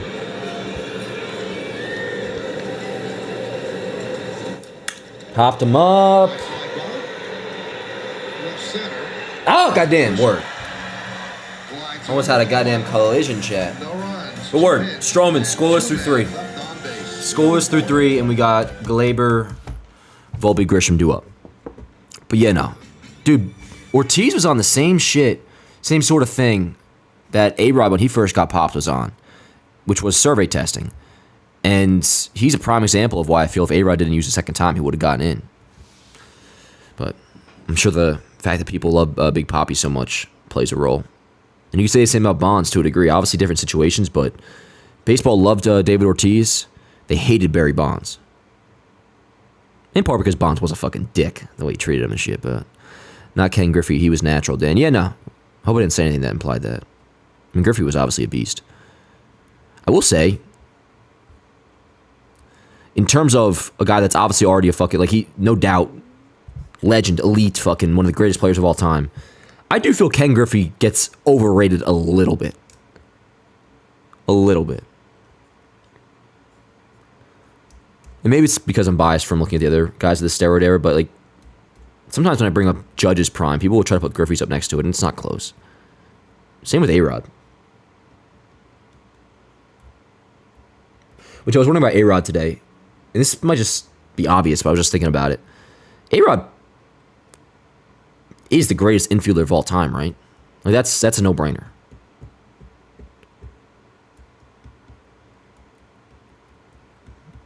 I'm trying to think. Who's like a really good first baseman, maybe? I don't know. But all right, yo. Again, Glaber, Volpe, Grisham do up. Let's score a fucking run. This game is going decent so far. But we've had games go decent before. And shit can unravel. And one run certainly ain't enough. Gotta score some more runs. Albert Pujols. Well, no, but A-Rod... Hell no, A-Rod is not overrated. No, definitely not. A-Rod is not overrated at all. Pujols is in the A-Rod tier tie for sure. A-Rod was better than Pujols, though. Close. Definitely close. And you could maybe argue... You could... Offensive prime... At their peak, Pujols, you could say, was a better hitter. Slightly. But overall, I mean, between being a shortstop, third base, also longevity, A-Rod, while his later years weren't great, they were better than Pujols. I mean, a lot of the Pujols' last few years was like a negative WAR, which that helps A-Rod beat him all time, especially playing shortstop. That probably gave A-Rod plus fucking 30 WAR, honestly, 30 or 40. And he had some good years at third base, too. If he didn't get hurt in 2011, I remember the first year I started watching, it was talk like A-Rod could have won a Gold Glove that year. Let's go, Glabes. I'm trying to think who that name that Yank was. 2010, just a Yankee for that 1 year, and they traded him to the Cardinals. Or released him and sent him to the Cardinals, I don't know. Or he signed with the Cardinals, whatever. A-Rod didn't do shit for the Mariners. I mean, in terms of them winning, yeah, but he was... Honestly, as a player, A-Rod was phenomenal at the Mariners. Rangers, too. And that was, so the story goes, according to him. Which A-Rod, bro, he has a fucking New York Times bestseller, making bank in a book, in waiting for him if he wants to. If he just has a tell-all. You'd hope you get the honest truth from him. Attaboy, leadoff walk by Glaber. But anyways, A-Rod, the story goes, according to him, that he used from 01 to 03. 2001 to 2003 with the Rangers. And then this part is documented 2010 to 2012. We know he used with the biogenesis shit. But then there's some who suspect he used going back to fucking high school, yo, so believe it you will. But also people say fucking, you know, speaking of Ken Griffey, like, and I don't buy this at all, but there's people who say Ken Griffey was definitely wrote it up. No chance, or no chance I'd ever say that. But when it comes to the steroid era and all that, and shit, yo, when you get fucking, after always saying you were clean, you get popped twice for, you can't really blame people for having not giving you the benefit of the doubt.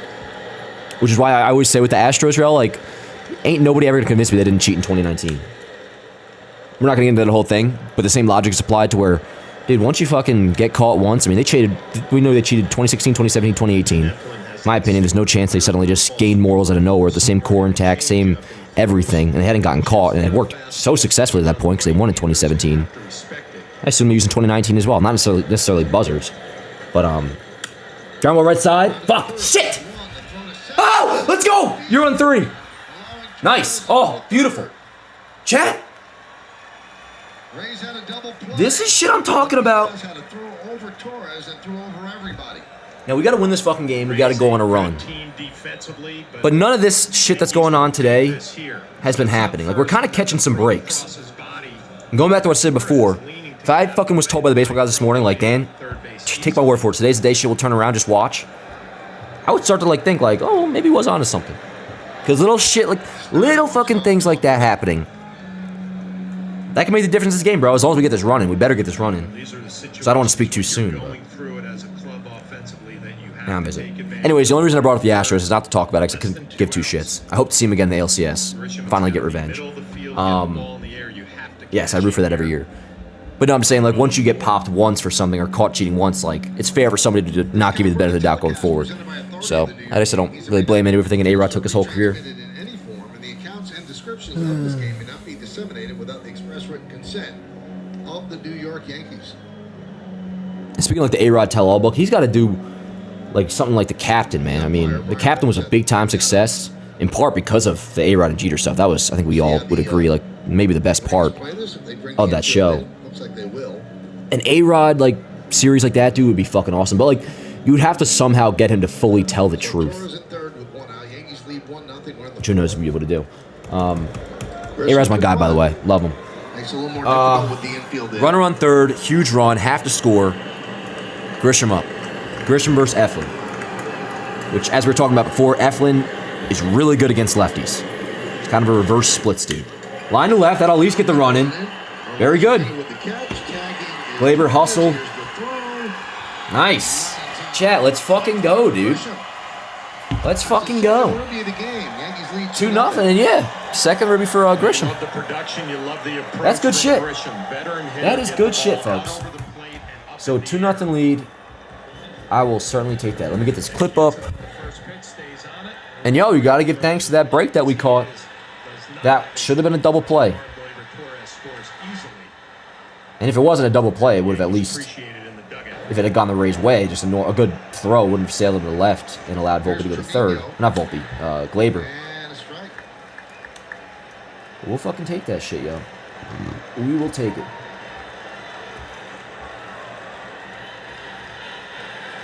All right, let's go, Trevino. Ground ball. So let me get this in on Yanks Ave. Give me a second, chat. That's good shit, yo. That's good shit. I like that. By the way, last night's episode of the Acolyte, fucking horrible, dude. And I've been on the more positive end of that, but just horrible. Trent Grisham. Actually, no, we'll say another RBI for Trent Grisham. Sack fly. 0-2. And it's 2 on Jose. Excuse me, goddamn. I saw that cock 0. Word. Posted. Good shit, Grish. I like that. That was pretty decently hit, too. And then the bad play. That was like just enough distance-wise to where it could get Glaber in. Now everybody walks people, but he doesn't. Good shit. Word. All right. Everything's posted. Yanks got a 2-0 lead, 4th inning. For this moment right now, I am grateful. This current moment, we are doing okay.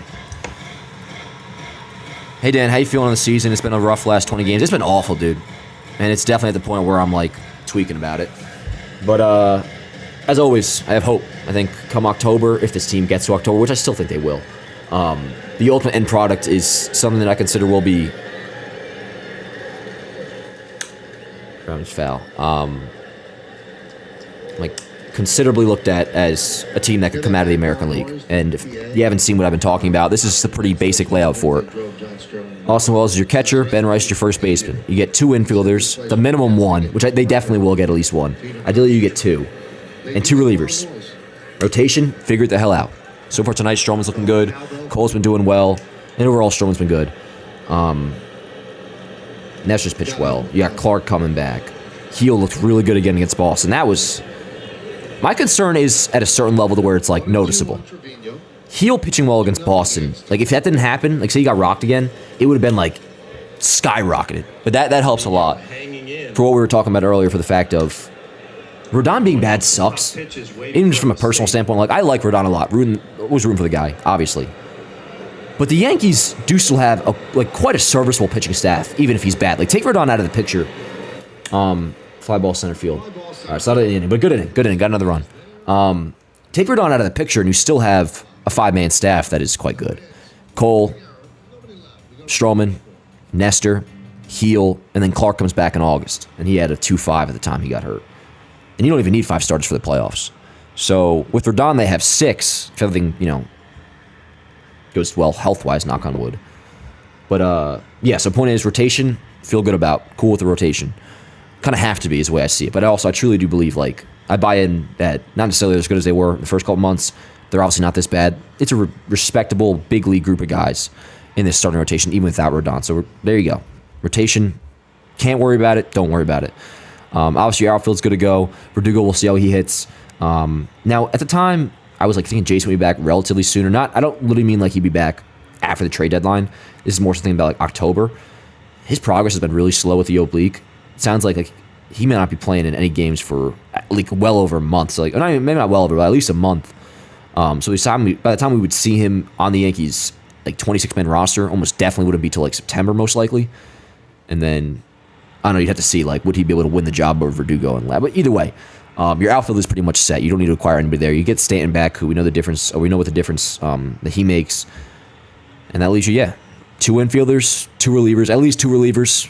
If you want to get more, by all means, but a minimum of 2. And then you also have Scott Efros coming back, most likely after the All-Star break, or maybe a little bit after, which that'll be a big addition. Because Efros is legitimately good, and if he's healthy, that's awesome. And his rehab has been going well. So yeah, that's kind of like my simple plan. But it doesn't mean in the meantime you can tank the season and just fucking crash out and lose every day. You know, like that's why I posted on Yanks ad this morning, which is something I kind of been just doing, like letting the post game live a little bit, and I'll just be like Yankees lose, and I'll just obviously be pissed, but I don't want to talk about it. And then the next one I'll give my thoughts. And today was just simple, like maybe this team should decide to stop throwing the fucking season away and just wake up. Everybody needs to step up, and I included Judge and Soto in that, which some people were like, I guess probably the newer end of things. I don't know. I'm the biggest Judge fan in the world. Thought I was kind of giving him shit. I'm not giving Judge shit. He can go through a slump. That's fine. But the way things are going, man, like unless other guys turn it around, which they're going to have to, like we do need Judge to be playing out of his mind and just putting up Judge-like numbers. But more so, forget Judge. Judge is fucking awesome. And so is the guy I'm about to mention. But Juan Soto's got to step it up. We were talking about that earlier. But for those who just joined, my main complaint is that he's not hitting for power. They mentioned before how he's getting on base, like even though he's hitting like 1-something in his last fucking 2 weeks of games, 2-3 weeks of games, his OBP is like near 400, which is great. Like Juan Soto, no matter what, is like, by default good at bat, gonna get on base no matter what. He's a good player, but he's slugging like in the 300s. Like he's got to start hitting for power again, big time. Had a nice hard hit single before, but yeah. Sorry, that was kind of just my for those who were just joining my. That's where I'm at with this team. Like when it comes to the trade deadline, the current squad that has to get you by until the deadline, as well as Stanton coming back.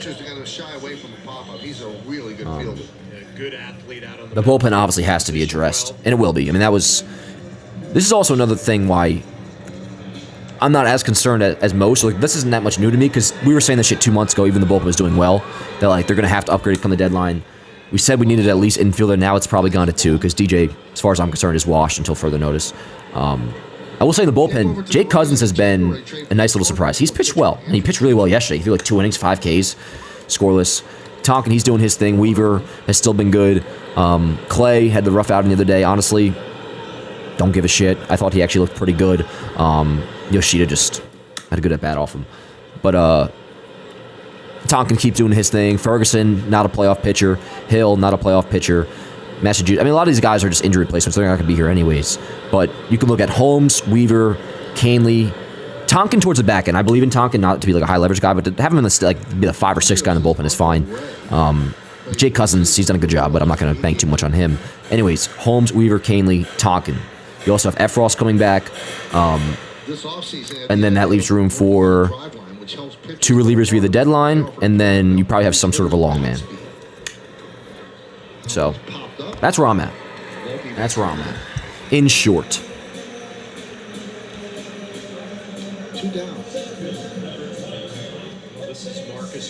Probably a factor meal, Luna. Probably a factor meal. I didn't eat lunch before. I made a pork roll and egg though for breakfast, and I'm kind of living off that. Plus, Dan, why didn't you try to play college baseball? I didn't go to college. I was there for a month. Trying to work a clean 4th inning. I wasn't fucking good enough to play college baseball, anyways. What up, CD? See, you got the cabbage cut like the new setup, brother. Checking on vacation from Ocean City, Maryland. Nice. Nice. Soto's got it. Word. 1, 2, 3 for Stroman, and he scores through 4. Good shit. Nice, easy 1, 2, 3. Hell yeah, CD. New place. Got to do some more setup with it, but loving it so far, so I appreciate it. What school was that? Ocean County College. Just, yeah, County College. I was there for a month. Kind of just was like, you just go if you don't know what you're doing next. So I just did that 1 month at OCC, and yeah, Dan is good at blitzball though. 1 out of 6 days, John. I'm working on making it at least half the time. But thank you, John. Appreciate you. Why is the Orioles game in the morning? So that is, yeah, I just noticed it the other day that's what is coming up on Sunday. Remember, the Peacock deal fell through for MLB, or like whatever happened with that, it's no longer a thing. And now it's, I believe, on Roku or some shit like that. I didn't even know Roku had an app. I believe it's Roku. And it was said that the Yankees are going to have a Sunday morning 11 o'clock game. Or it basically just takes the Peacock slot. So that's what this game originally was going to be. It was a Peacock game, which those are always at 11. And I believe now it's going to be like on Roku or some weird shit. But we'll see. We'll see. But yeah, Sunday, 11 o'clock game. It's either that or maybe because it's before the break. But I'm cool with it. That's going to be awesome. Some Sunday morning baseball. I like that, actually. And then Saturday, I believe. Saturday's at 4. 4 o'clock game on Saturday. And then 7 on Friday. But yeah. 3-0 Cubs with the O's. Nice. Has Boston done anything yet? Let's see. Okay, Boston's losing 1-0 to Oakland.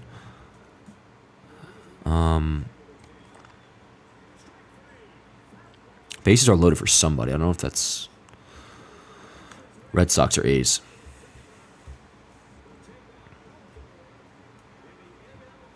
Let's go, Jarrett. Bro, the lighting is making Dan look mysterious. Yeah, yo, don't worry, chat. That's gonna get fixed. This wasn't even supposed to be a problem, but one of my lamps like broke. I got new bulbs for and everything, it's just like broken. So I only have one light behind me. I have like a fucking ghetto ass setup right now, if you can't tell. But it will be fixed. It will be fixed. I know, it makes it look, it's like I'm telling a fucking ghost story or something, you know? But, nah. Give me like through, honestly, we have an off day, I believe, on, what am I fucking saying, off day? The fucking All-Star break's coming up. I'm going to have it situated by the time we come back for the second half. So it'll probably look somewhat like this, maybe with a piece of wall art here and there. I got to get the LEDs to wrap around this way as well. I'm going to get a second light. It'll all be fixed. And there's a DJ LeMahieu chopping ground ball to shortstop. What else is new? Annoying. Love DJ, though. But yeah. No, I know. My lighting is fucking kind of whack right now. Congrats on the new crib. And thanks, Luna. I'm loving it. Loving it. Appreciate it. Jeter's better because he's a nice guy. What are we arguing about? I'm just like curious. We're talking about player comparisons? What, Jeter and A-Rod? There's no comparison who is a better player. It's A-Rod 100%. But if you could pick a career to have, you would certainly go with Jeter's. And as for like who's greater Yankee, in terms of great, like great and best are different things. Obviously Jeter's. Jeter might be the greatest Yankee of all time. When you consider everything. But no, A-Rod, I mean A-Rod was, fuck, man. We're getting robbed, bro. Although we've called some breaks, so I shouldn't say. But late, dude, during the slump too, like that's nothing. Maybe it just stands out more when you're losing. But like, we've been getting fucking robbed left and right. There was a nice play on what was it, Glaber? Yeah, when Glaber hit that ball in the hole. Alright, here's Soto. Pretty good about to smash his helmet. Juan Soto. Soto 1 for 2, singled in the first, then grounded to second in the third. Blue, are you for real, dude? Holy shit, Chad. Did you see that strike call? If you're not watching live, go look at MLB Game Day. That was insane. Talk about at the fucking letters, dude. And of course, Soto reacted. He was like, come on.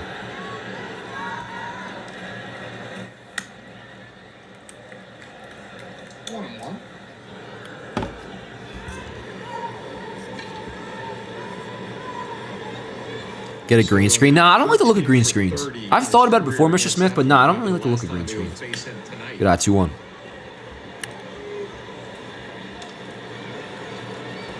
Hey, thanks, CD. I appreciate you. Will you have streams for the All-Star game? Nah, Matt. If anything, I might go live on Instagram a couple times, but I'm going away with my dogs, actually, for a couple days. But we're still doing baseball today. Baseball today will be live, I believe, most of the days that week. Crazy Man with a $5 super chat says, let's get the super chat going. You don't gotta do that, but I appreciate it. It feels like all the losing started when Stanton left. What do you think? Dude, I tweeted it out the other day. And it's true. It's true. Now, obviously, it's not the main reason. Or possibly not even the number one reason. I mean, the rotation's been asked. The rest of the guys haven't been hitting. But it's like no secret, yo. When the Yankees lost Stan, shit really started to hit the fan. And he does make a difference. Not having him behind Judge or not having him as just a guy to keep driving in runs that he was doing all year. I mean, his average runners to scoring position, it dropped after, the couple rough series against the Dodgers. That he didn't do well with it, but still, he was at like a 280 mark with runners in scoring position. He had like a lot of home runs. He was at 18. I mean, Losing Stanton, he was having a good-ass year, bro. Losing Stanton, fucking big blow for this team.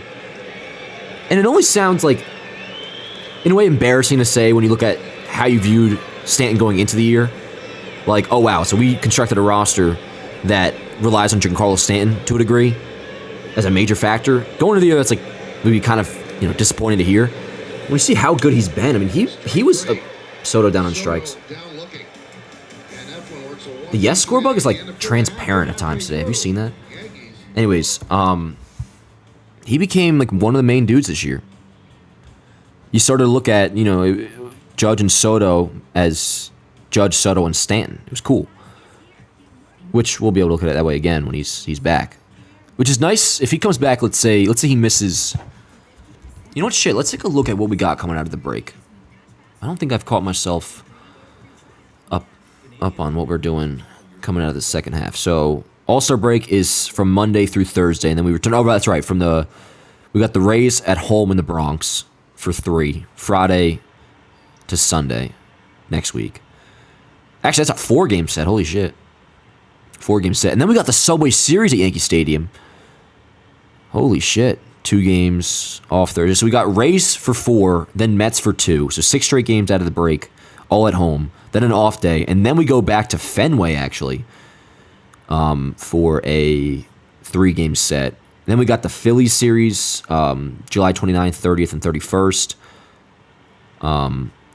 And when's the deadline this year? Is it in like August 2nd or something weird? Because we're off actually on the 1st of August.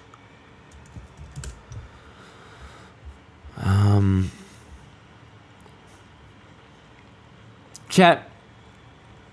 Oh, is it July 30th this year is the trade deadline? Oh, that's what was weird about it. Yeah, it's July 30th. That's interesting.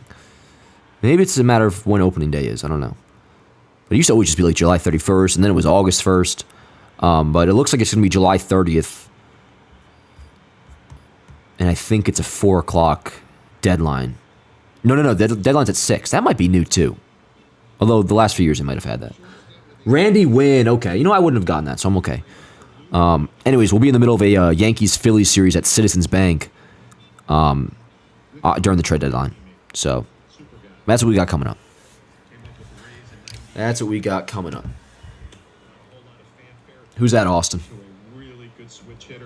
Who should I get out of here? 1-0 on York then as we start the bottom of the 5th. And that one is Lead off base it. Get this man out of here.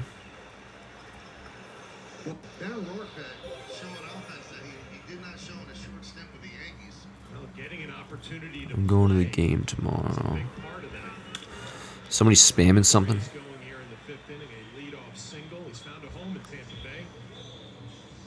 Last 14 games, good numbers. Great numbers. Dan paying $325 million for Stan was a huge mistake. Well, they didn't pay $325.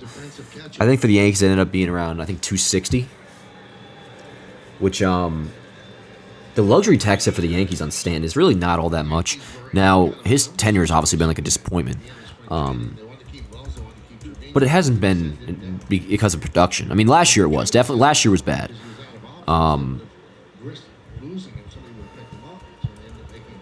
But if you look at his career stats, the Yankees, he's produced it. Just like the injuries are the only reason why it's been bad. But even so, it's like not atrocious because of what they're paying him. I'm gonna get the exact number. Yeah, I think the Yankees are only paying him $25 a year, maybe even less. I think it's 22.5 is the number I remember that they're paying him a year, which obviously isn't cheap, but it's also not like $20 million now is not like what it was when A-Rod first got it,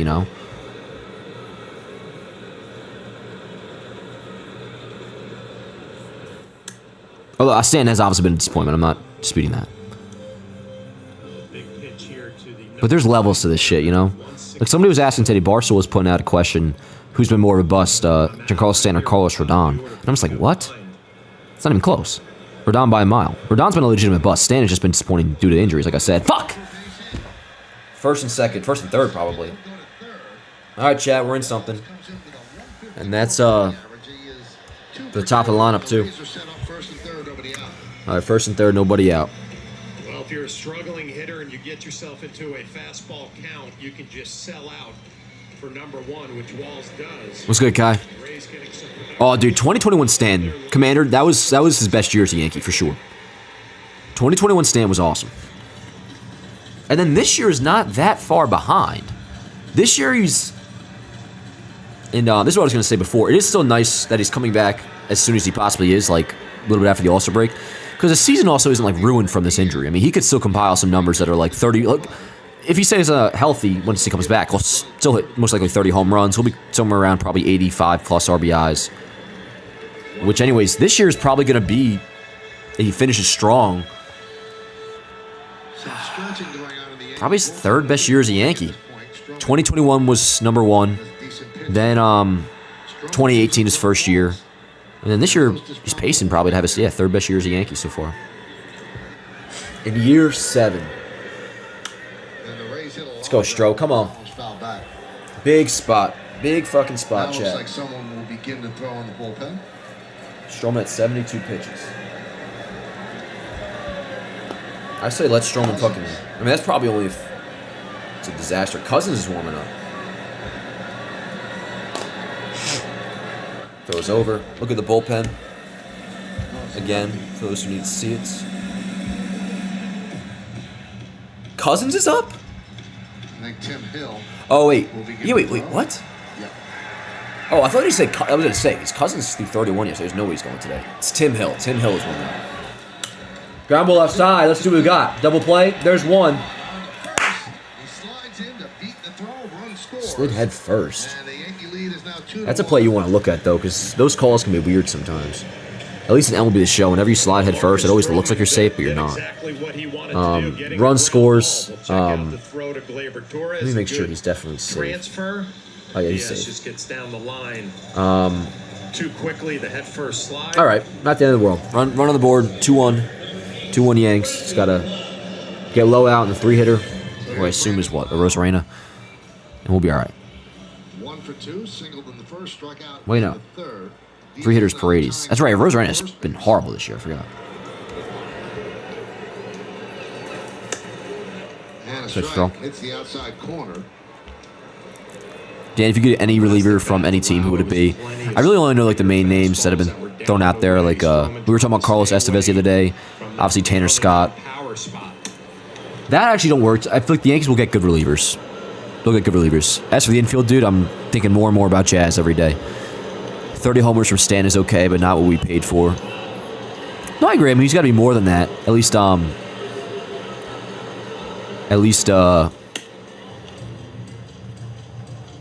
during like the prime of the contract.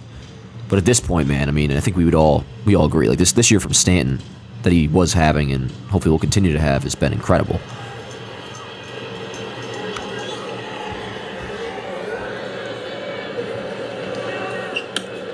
Stinks. He was so hot too going into that injury. He was starting to get his OBP up too. Like he was nearing a 300 OBP.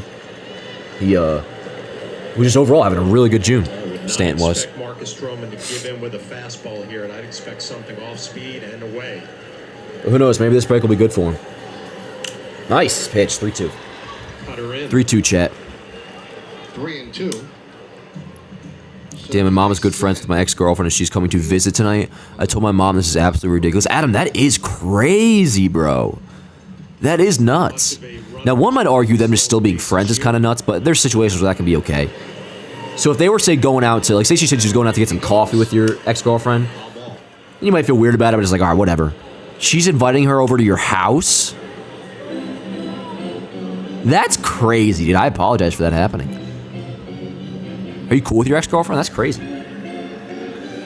I'd fucking leave, bro, if that shit happened to me. It's probably a classic mom line, like, oh, stop, she's a sweetheart. That's what my mama would always say.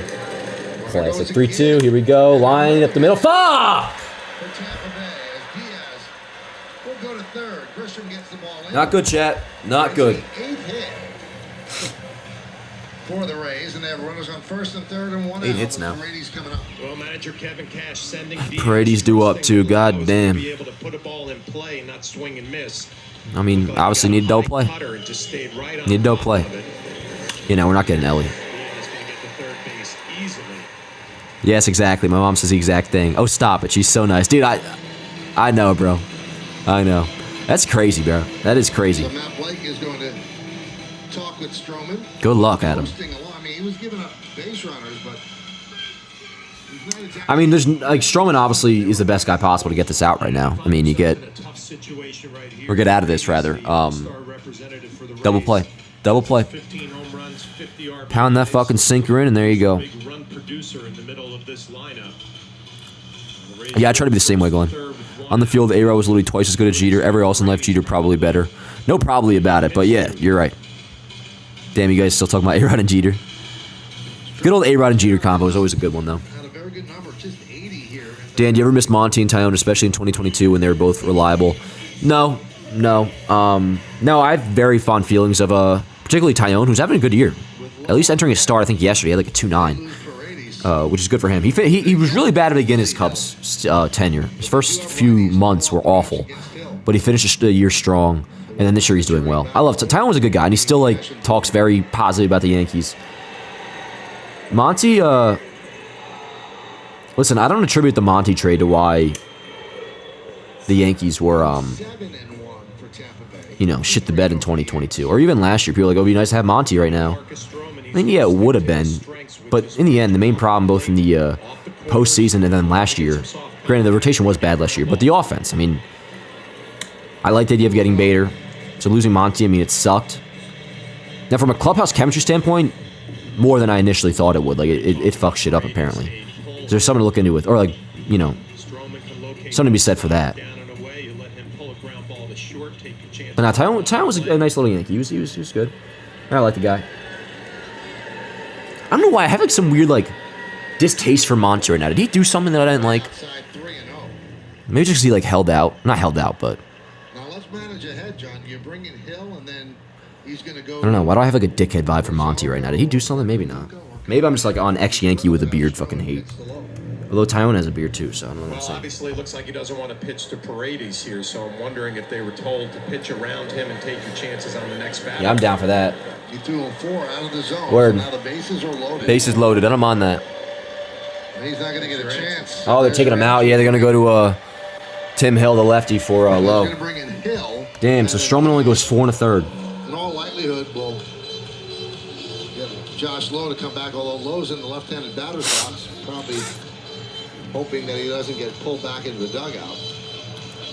So Boone takes the ball from Stroman. So a quick leash. I mean, you can't blame Boone. He's gone 5 1/3 or 4 1/3.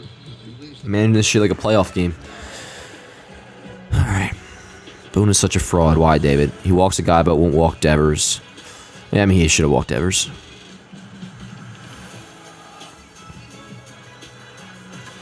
Sure, yes, baseball is the greatest sport on earth. Takes a percentage of each individual on the team. Yeah. Now the walk to Devers though, was that the Cole one? That actually I don't agree with that. Was that when Cole gave up the homer? There was one moment where Devers went deep and everyone was saying they should have walked him. And I actually agree with Boone that not in that spot. No. Heel pitching to Devers. I remember that. That was a curious decision. Dan, which team is more disappointing, the second half of 2022 or the last month of this team? I would say the last month of this team for sure, because it's kind of just been an actual like collapse in terms of performance with these players. Whereas 2022, you guys heard me say it all the time. Not that it was the excuse, but like played a major role. The Yankees got fucked after the trade deadline. You lost DJ LeMahieu with the foot, Matt Carpenter with the foot, Andrew Benintendi, one of your big trade deadline acquisitions. You lose him. Scott Efros, he got Tommy John literally first day of the playoffs. So injuries played a big role in that team's collapse, as well as some other things as well. But that was more of, honestly, circumstances 2022. Some self-inflicted. I mean, the Frankie Montas trade, there's a reason I didn't mention that in the injury. He obviously got hurt, but he was hurt when the Yankees got him, and they've even admitted, that was a dumb move. But you can really, it's just Stanton, really. It's really just Stanton they can attribute to injuries. And that's a big loss, obviously. Probably bigger than it should have been, given how good he was. We were just talking about, like, that is a loss. But that's pretty much it, man. Him and Jason, but that's kind of like one, I don't know, a dyad in the force. No. So yeah, I would say this last month. But also 2022, like, that's a collapse that we know is obviously complete. They got swept in the ALCS. I mean, So they allow Just the way baseball happens. Dude, like the Rangers were going through a time like this last year, and shit was hitting the fan with their season. And even the way it ended their season, the Astros overtook them like the last day to win the West, and there was not much momentum with the Rangers. Remember, they all talk about how the bullpen was awful, all this and that, and baseball shit's weird. They end up winning the World Series.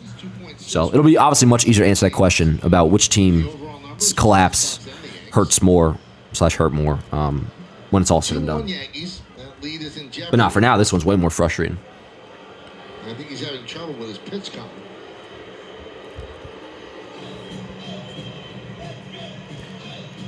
Dan, have you heard the rumor that they might trade Dominguez? I have not heard that, and I don't buy it for a second. Who would you trade Dominguez for? I don't. Unless they try to get that I'd be willing if there was like if you present me something that was like obvious, like a move that would make sense, left-handed pitching, then like I'd be willing to. But other than that, no. I always hate watching the Astros ALCS so bad last season. The only thing I Oh, me can too. say, John, is Me too, that dude. the Yankees have their righty relievers I remember when Altuve hit the fucking in the game, and he wants low end. what was it, Game 6 or whatever it was, and he hit the go-ahead 3-run shot off. a lot of ground balls. Was it Chapman or whoever it was? I don't know. One out, that's exactly And what they're looking for. no, that shit was fucked, and I was like, oh, they're gonna do it again. Thank God they didn't. But no, I'm not kidding, bro. When I say I want to rematch the Astros this year in the ALCS, like I mean that every year. I know I said it in 2022, I said it in 2019, but And a strike. obviously I want to win the World Series first and foremost. But well, that would do 90% of like completing the Judge era. Be like, all right, we got something out of this. The full circle of life, like finish to this story, is getting to the World Series via getting through the Astros. I've been saying that for years. It's just the way I feel. 0-2 on low right now. So let's see what Tim Hill does. Facing a left-handed pitcher with a low three-quarter arm angle. Not an easy at bat. Strike three. A non-competitive Attaboy. as they let low hit, Yeah, and he does fucking diced him up. Good shit, Hill. Hill? Said heel. Sorry, gentlemen, in the Yankees chat. To me, is this being heaven? Mario, you crack me up, bro. You positive we can beat Houston? No. Well, I'm positive we can beat them, yes. Will we beat them? Obviously, I don't know.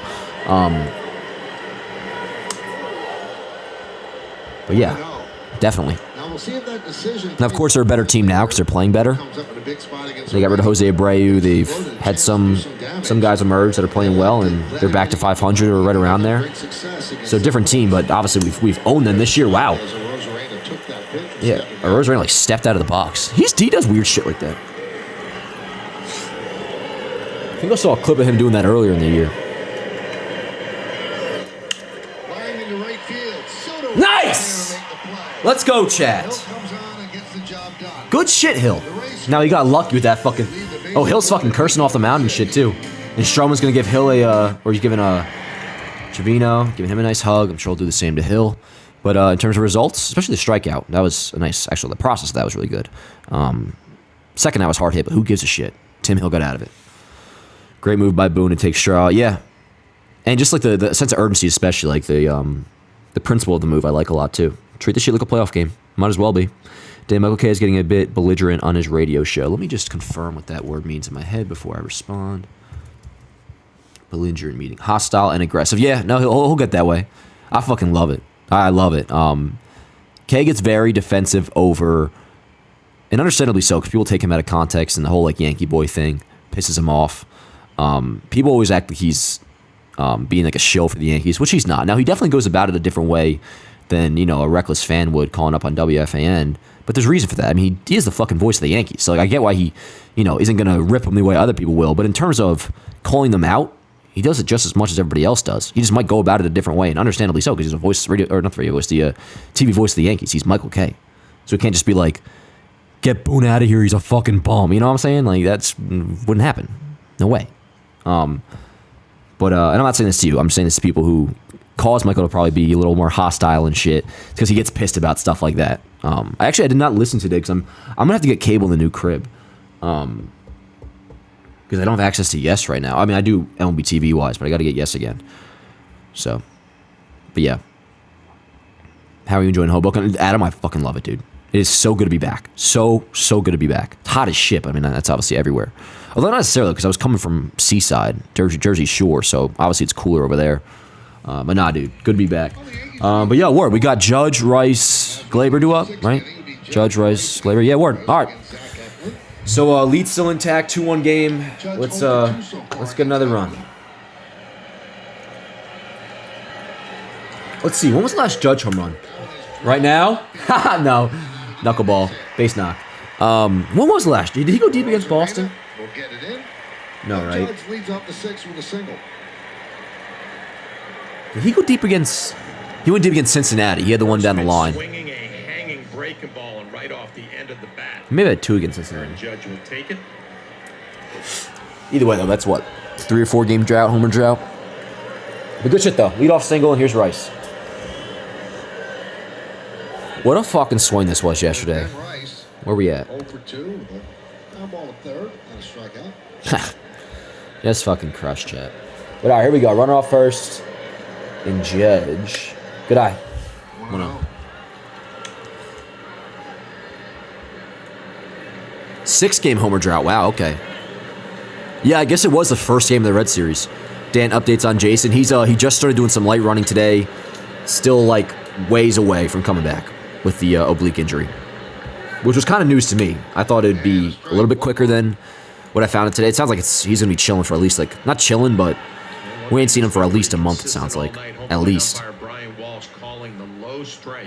Hell yeah, Rob. Hell yeah, bro. Let's go, Rice. Good swing. 1-2 on Ben Rice. Dan, what's my favorite soda? Luna. Come on. Fucking Coke, yo. Coke Zero. Diet Coke or preferably Coke Zero. This is why Judge has / had 0 chance at 73 bombs.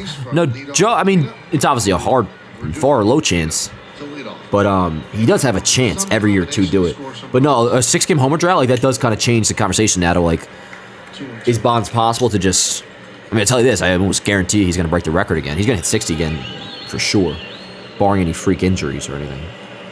But yeah, no, the 6 homer drought like that, it is crazy. Like, it's a little 6-game homer drought. That is enough to kind of take the Bonds conversation out of it.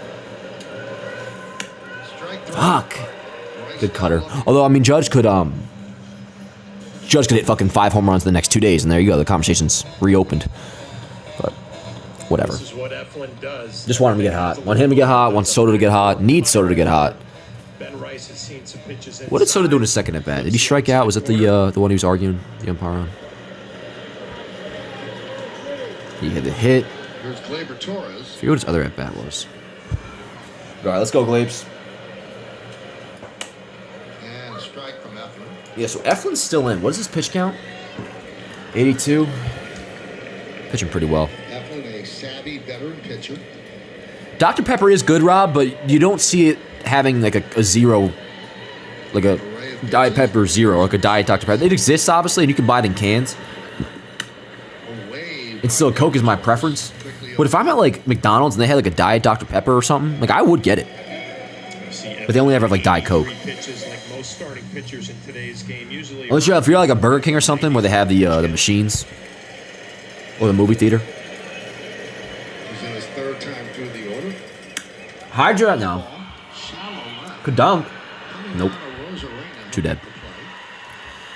Too dead. I feel hopeless for this offense.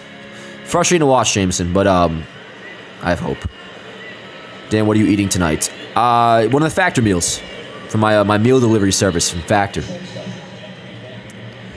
Not sure exactly what it'll be though. I have to look in the fridge. They're all like labeled and shit. Obviously. So here's Volpe.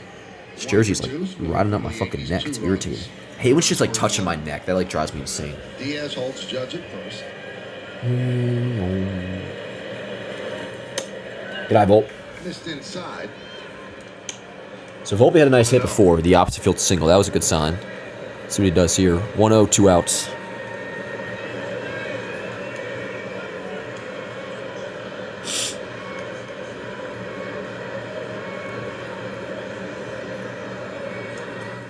Good eye. That's a good take. Good take. 2-0. We just need someone to show up for us. I was saying that yesterday, Jake. Like, we really do need somebody now to, anyway, like, Judge was doing it for a while. And he's like a little bit of a slumper now. He'll get out of it any at bat now. But it would be nice if somebody just, like, went on a run, dude. You know, like, Verdugo had his 2-week run where he was just playing out of his mind. Volpe had a couple 2-week runs playing out of his mind. Obviously, Soto had like a 2-month run playing. Not out of his mind. That's who Juan Soto is. He's got to get back to that. But it would be nice if not only like you obviously need like a lot of these guys to just turn shit around in general, but for somebody just to kind of get hot and get fucking rolling. Besides Judge, because Judge is going to do that no matter what. Any at bat now, like I said. Throws just enough fastballs on the inner half if you're a right-handed hitter to keep you honest. Can't dive. And you could say Rice is kind of in there. Well, you know, he's had the homers. He's I think just had that one hit since the one hit yesterday and the 2-run homer since the 3-homer game. Getting over. All right. On to the bottom of 6. On to the bottom of the 6, chat. What temp do you set your air conditioner to? Well, right now, John, it's at fucking 62 degrees, I think. Because it's all the way out in the kitchen. It's like 3 rooms over there, and I don't have the AC in this room just yet. Crazy, man. I already answered what I'm having for dinner. So honestly, it's not that cool in here the way I like it to be. But we're going to get one in here soon. Yeah, we had to like do something to the window because it was like not able to. Judge needs 42 bombs in the 68 games that are left to break the record. It's just not happening. Are you talking about Bonds? Well, I agree with you before, bro. That's what I was saying. The 6 games, like not homing for 6 games, that kind of shuts down that conversation. Until, like I said, let's see, it's like 5 homers in the next 2 games or whatever. But no, I agree. He'll hit 60 again, though. I'll tell you that. Dan, you see Teoscar Hernandez is in the home run derby. Is he really, Jacob? God damn. Nothing against Teoscar Hernandez. There's just a lot of guys that are not very, kind of underwhelming in the derby this year. They letting you install a window unit. Yeah, Morgan. I had the one in the kitchen is a window unit too, so I'm gonna have another one out here. It's all good. Works. Is that a PS5 behind you? Where? I do have a PS5 here though, but not behind me. No. On the bed, maybe. Pillow. Oh, to the left. This is a fucking thing of water with some liquid IV in it. But yeah. I'm actually gonna. I need a fucking fruit snack or something. What do we got coming up? It's I'll just be right back. BRB chat.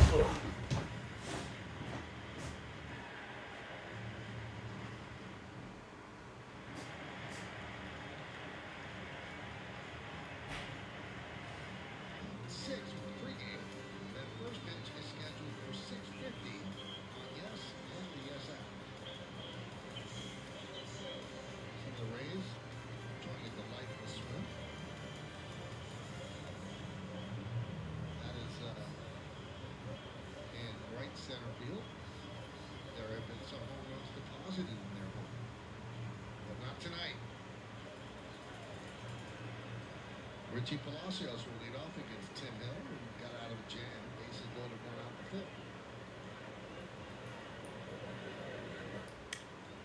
Dribbled slowly, going to be a really tough play. Palacios beats it out for him.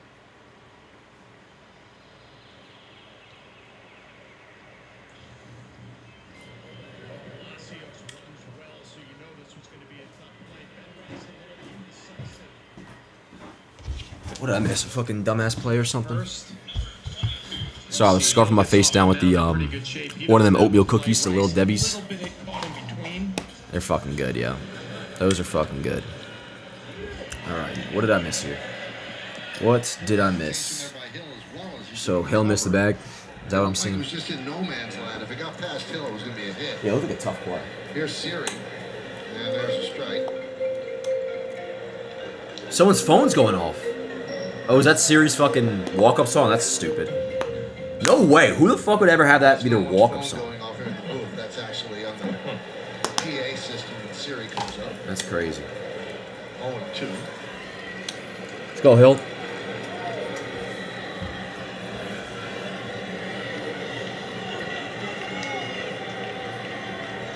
Luke Weaver eating up.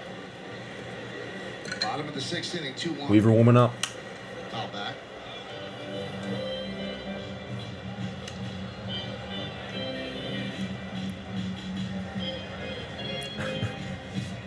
I just saw a tweet of the I guess the Michael K drama from today, and it was exactly about what I guessed. Somebody like saying he doesn't criticize the Yankees, which again he does. 1-2.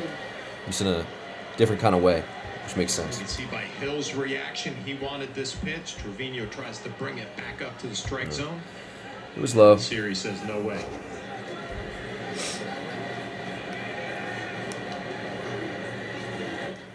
Ground ball right side. Fuck, bro. God damn. That second is Soto comes up throwing. First and second, nobody out.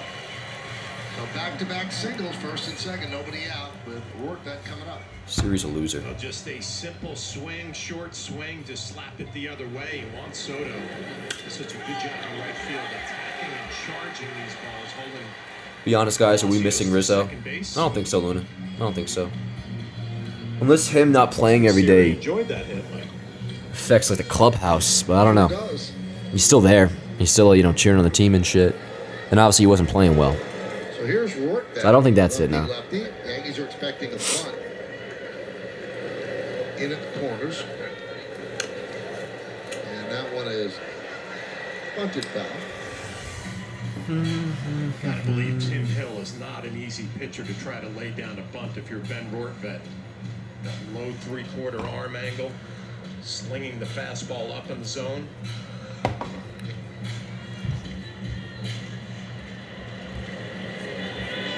Hell yeah, John.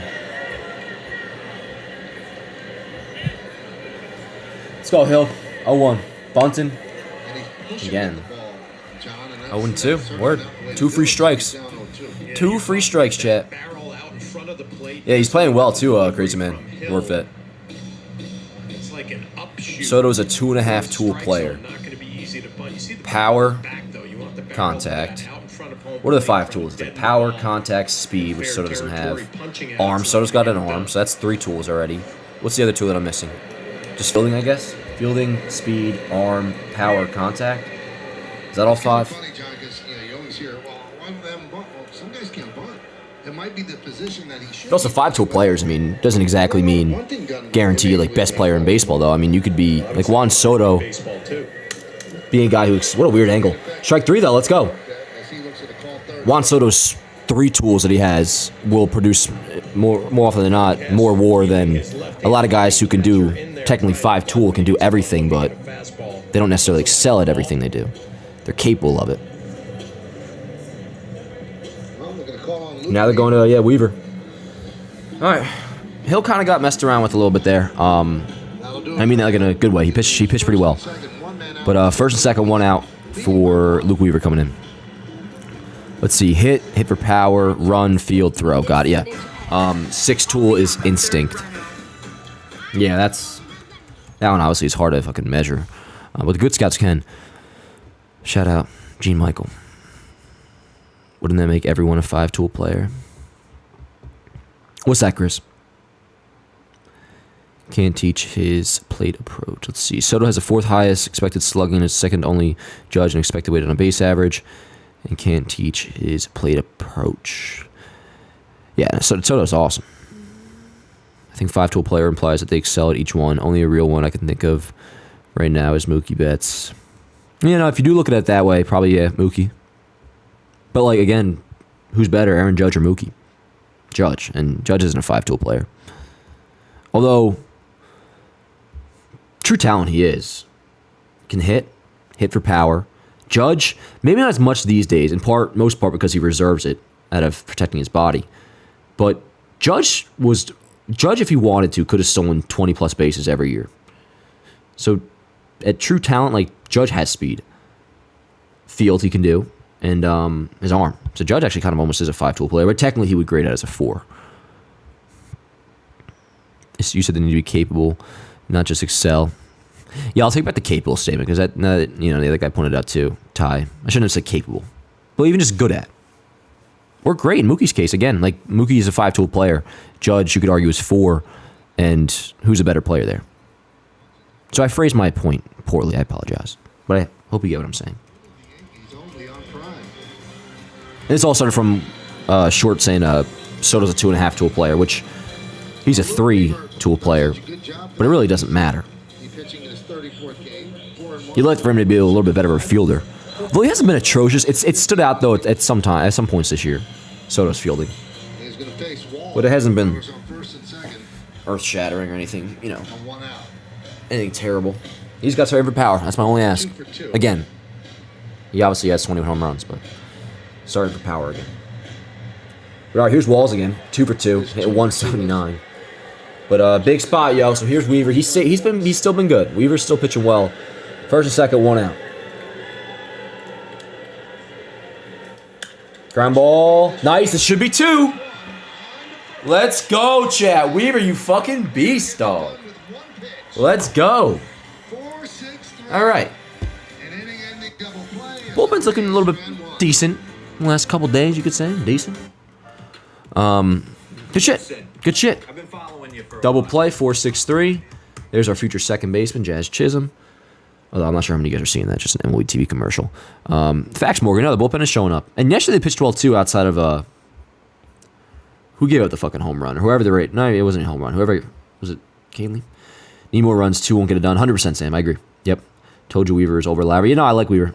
Weaver's been awesome. And he's been, like I said, he's pitching well still, even while the bullpen has been struggling. He's kind of maintained a really good season throughout.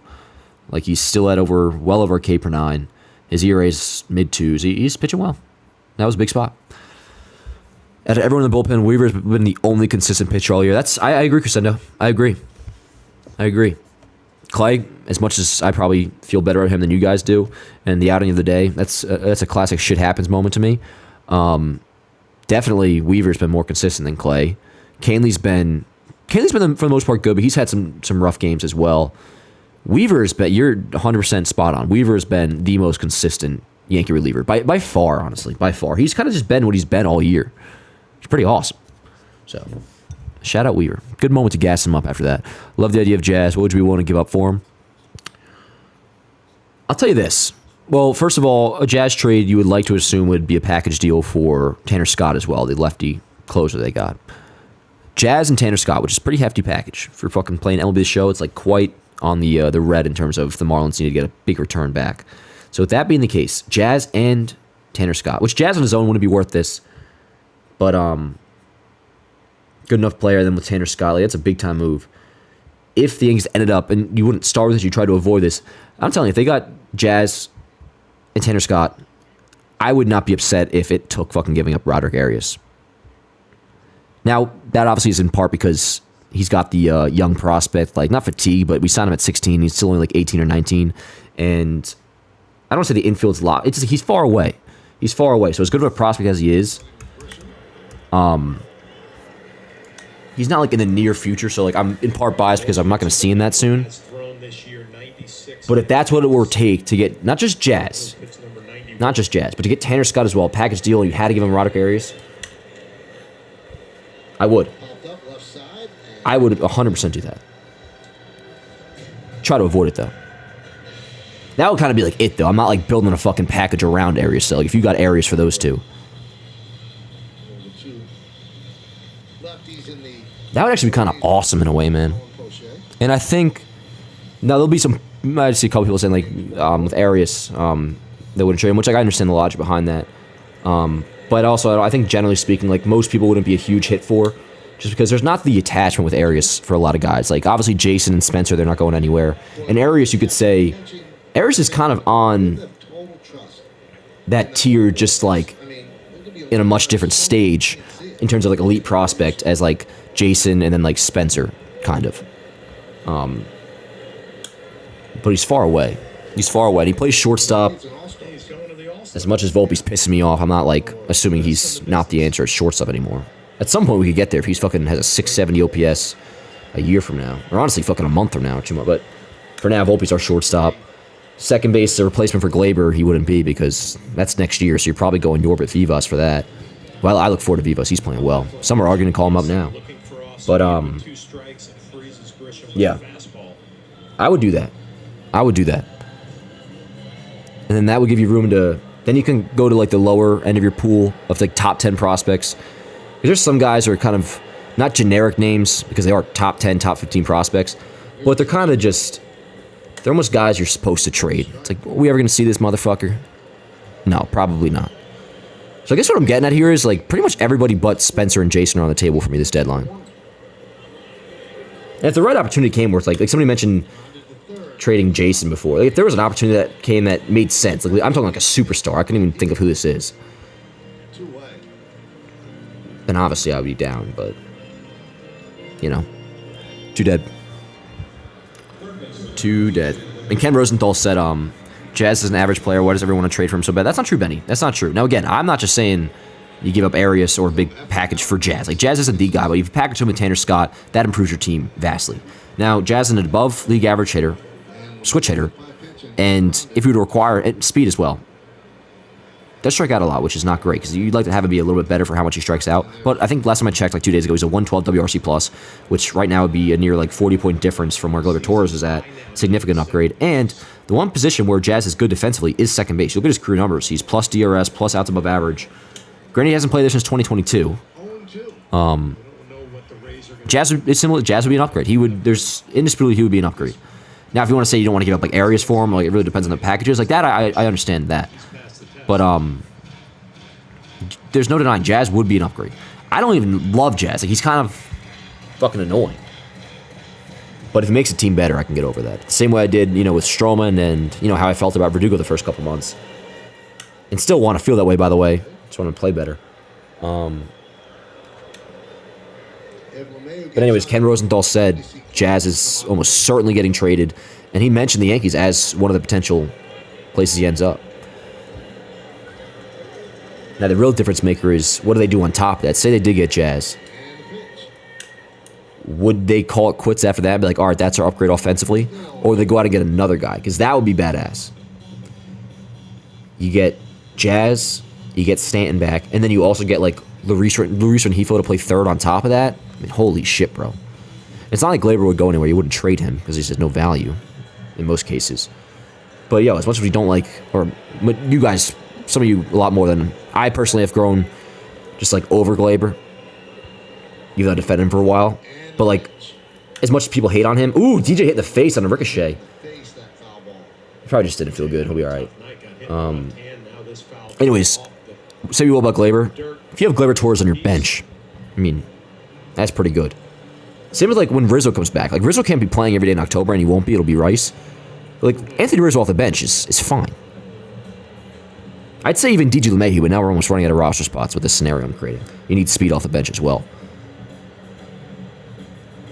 I guess that's kind of going to be the determining factor of this deadline for me, because I know their Yankees are going to take care of the bullpen. I have no doubt. That's a lock. I'd fucking bet my life on it. They're going to take care of the bullpen. DJ actually is pretty banged up, the way it looks. They've got him in the eye, too. That would be fucked if it did. But I guess like the main game changer from this deadline is not only like will they upgrade the lineup, which I'm sure they will, but like will they get one infielder or two? Because if they get two, if they get two bats to be at the deadline, plus a return to Stanton, then it's, I mean, dude, the lineup will be in a really good spot. Yeah, let's do this. Hit him.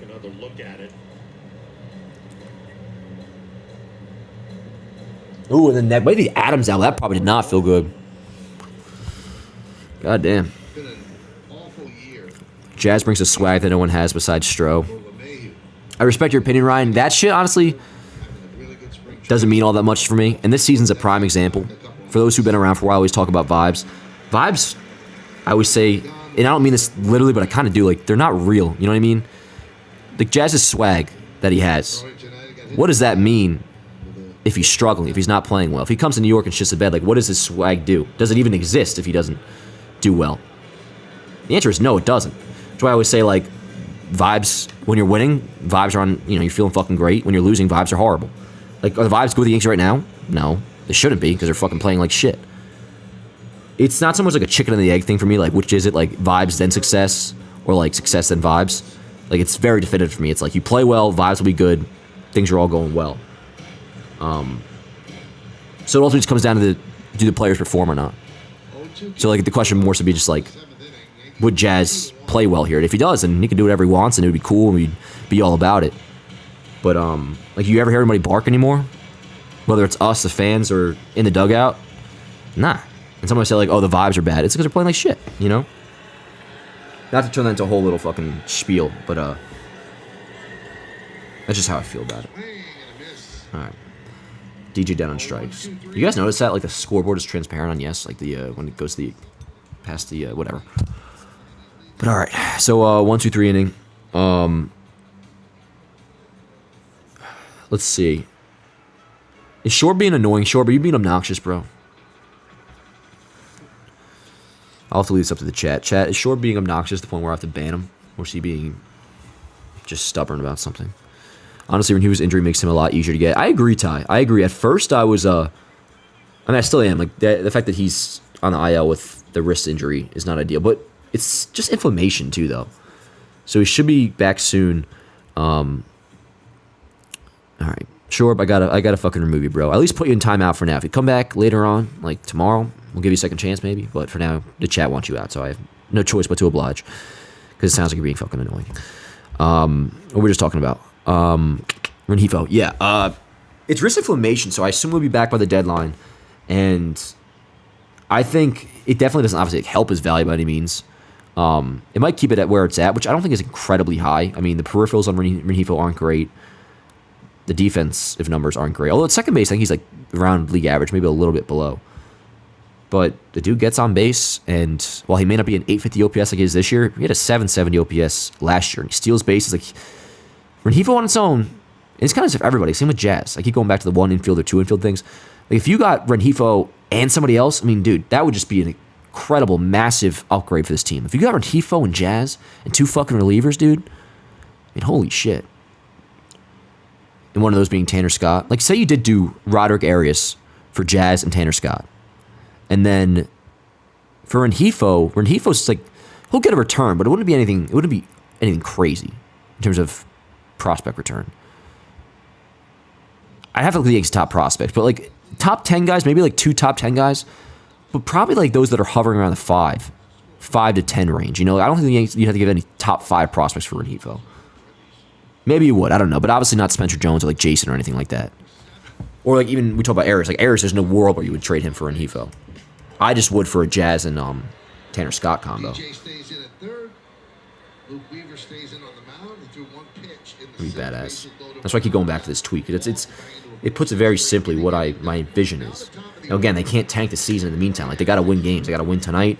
They got to win this series tomorrow. Don't want to get ahead of myself, but you got to win. You got to start winning and just kind of. I don't want to say keep yourself afloat. At the very least, you got to play 500 ball though until the deadline, until Sand comes back. But assuming they don't totally tank the season, which may sound dumb to assume, fair. But let's just say for argument's sake, come July 31st, the standings are exactly where they're at now, and then the Yankees, as well as getting Stanton back, they just do this. Get 2 infielders, 2 relievers. Are any of you not feeling pretty good? Given that situation described. Now, like I always say, for people who think like, Dan, why do you still have hope this team sucks? Like, don't get me wrong, bro. This current squad, if this is what we go into October with, I mean, shit, we won't even get to October if this is the current squad. I'm with everybody there. But the hope and assumption to a degree, assumption that they'll do something at the deadline, maybe not exactly my plan, which if they follow my plan, I'll be ecstatic. But that's like kind of what I'm going off of. Like, this team has a core in place. They do. There is a really good team in here, the core of it at least, that return of Stanton, proper trade deadline upgrades, as well as the American League being the thinnest it's ever been. Like, you're damn right I still have hope. For now, the main thing is, like I said before, you cannot tank the season in the meantime. Like, I can think about this scenario all I want. If the Yankees lose, if they go fucking 5-15 again over there, until the trade deadline gets here, totally different story. So, Up and in. 1-0. yeah. It's kind of where I'm at trade deadline wise, which we'll be going hard on, yo. Coming out of the All-Star break, that's when things will really start to heat up. And then come the actual day of the deadline on July 30th, and just around that time, we'll be going live during the day and shit, leading up to the 6 p.m. Deadline. Rays have had some trouble of late scoring. Here we go. 1 out. Still got a 1-run lead, bro. We got to keep scoring, though. They've scored 5 runs. Or not keep scoring. We haven't scored in fucking 45 minutes, but we're hour. Let's see who's due up. Who made the last out? Deej? Ward, we got top. We got top the order coming up next. Have to score. Because like you guys were saying in the chat, there's no doubt if we only... I mean, I don't see no doubt, but you do feel like if we don't score another run, we're beat. 2 runs is not enough. Orioles are still there, though. Dude, I'll tell you this. In terms of where I'm at for, what I see for this team, I am starting to, when I think about the postseason, like what we talked about yesterday, we were talking about the playoff rotation, right? And I'm starting to, make conversations revolving around a 3-man staff now. So it is in my head, the idea of being a wildcard team, which would fucking suck. Horrible that would be. But I accept it as not only a possibility, but to a degree, a likelihood, just because we do have this roster to watch for the next at least couple weeks. Although the All-Star break comes at a perfect time, man. At least just to buy us, like, you get one less week without Stanton, basically, or at least a few games. Maybe one less series, even. That makes a difference. It's really just a matter of what do they do until the upgrades get here. You're getting Efros back as well. I know we were talking about that, but for those who are just joining. Like, what will this current roster do? Kind of like to buy us time till it's heavily supplemented with upgrades. Let's go, Weave. 3-2. I like his cleats, too. Classy Jordans. 3-2. Really good pitch. Probably a ball, but really good pitch. Only works a walk, but the Yankees wanted that one. Yeah, Weaver stayed What the away fuck? Scott just got traded to Baltimore? That's just off the plate. No, you're kidding. Has those good receiving You're just metrics. bullshitting. Steal a strike, doesn't get away with it. You get fucking traded to Baltimore.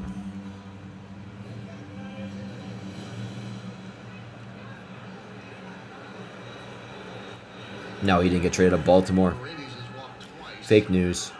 And fly ball to center.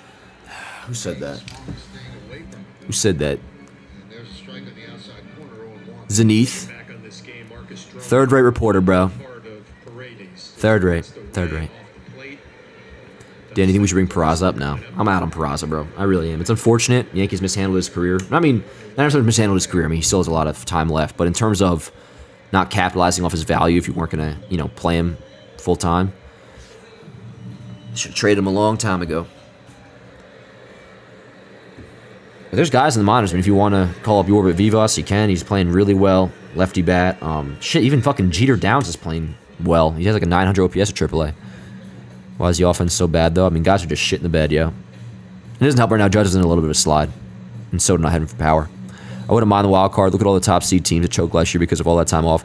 I would be upset about the wild card, no. But by no means would it make me like give up on the season or think like we don't have a shot. You certainly have a shot. More now than ever in baseball to come out of the wild card series and do something. Obviously the Rangers and the D-backs last year. And the Yankees I think actually would play quite well in wild card series. I still believe in their rotation enough to where if they have to go 3 games, I mean, Cole and Heel, and then either Stroman or if it's at home, no problem throwing Nestor.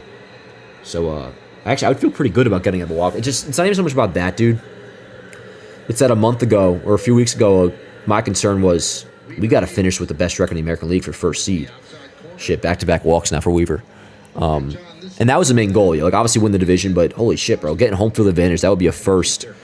At least throughout the American League, I believe that would be a first for us in the Judge era. Right? Yeah. Because 19, the Astros had it too.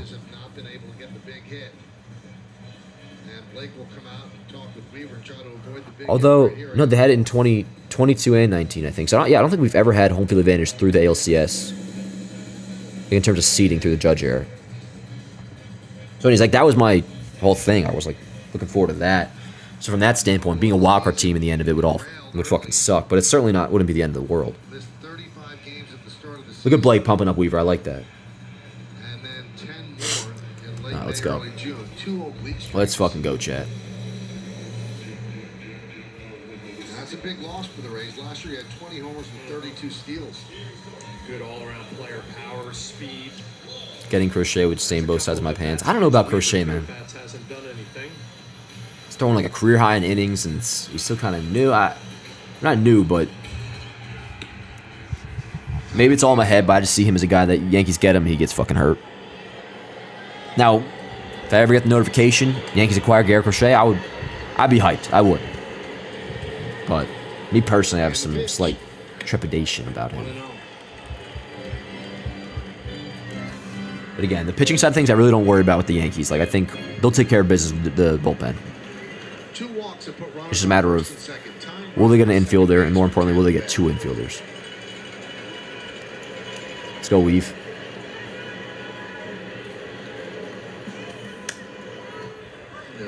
Now that pitch was very close to the ball that wasn't called strike 3 on whoever it was, Diaz.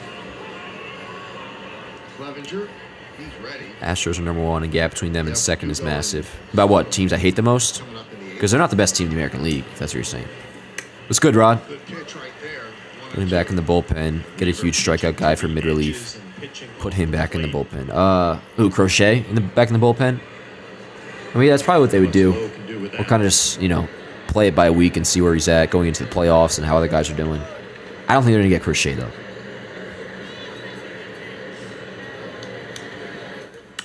Ground ball, foul. 1-2 still. I think the Nets are going to be really good and entertaining this year. Yeah. Basketball, I'm kind of on right now. Although I'll be watching the Olympics and shit because the USA team looks fucking badass.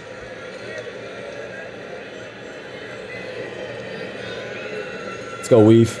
Big pitch, 1-2. Fly ball left field, kind of dinky. Nice. High sock for Dugo is there. 2 dead. Big out. Big out. Was that low? Or is low up now? Cutoff age where you don't call Now it's a Rosarena. a boy.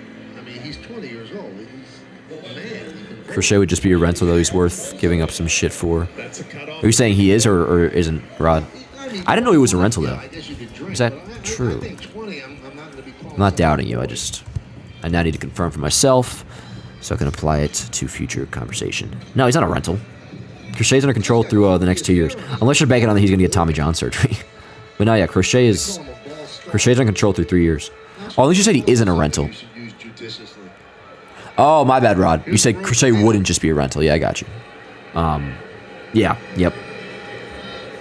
So you're saying to get him, he's worth getting up some shit for? Yeah, dude, I mean, again, my only, hesitancy about getting him is just the whole, there's a lot of weird talk about his innings and stuff, and I get the vibe that he would, just get fucking hurt, you lose him for a year, but that doesn't mean, that's just my vibe. But my fucking feeling about that doesn't actually mean anything, so.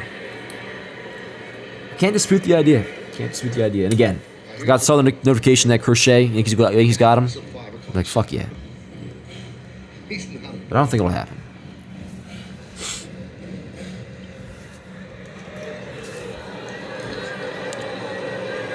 Especially because there's going to be teams probably that will offer a package to Chicago that are giving starters value for him. And what we're talking about here, it sounds like he'd be out of the bullpen, most likely. Yeah, Weaver looks good.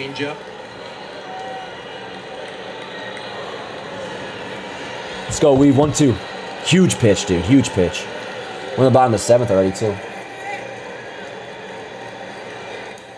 Popped him up. Foul. Package Rizzo and LeMahieu. Yeah, no, you couldn't get anything for either of those two. Thoughts on the Tim Mazza pickup, even though it's a minor league deal? Nothing. I know he was struggling with, I think he was still with Toronto this year, right? He had a 6 or something ERA, or he was just bad. I know he gave up Judge's 61st. That's kind of all I know about him. I mean, we'll see, though. He's a lefty, isn't he? So I don't really see the Yankees adding another lefty to the pen. Attaboy, Weave. Dude, Luke Weaver's a fucking beast, man.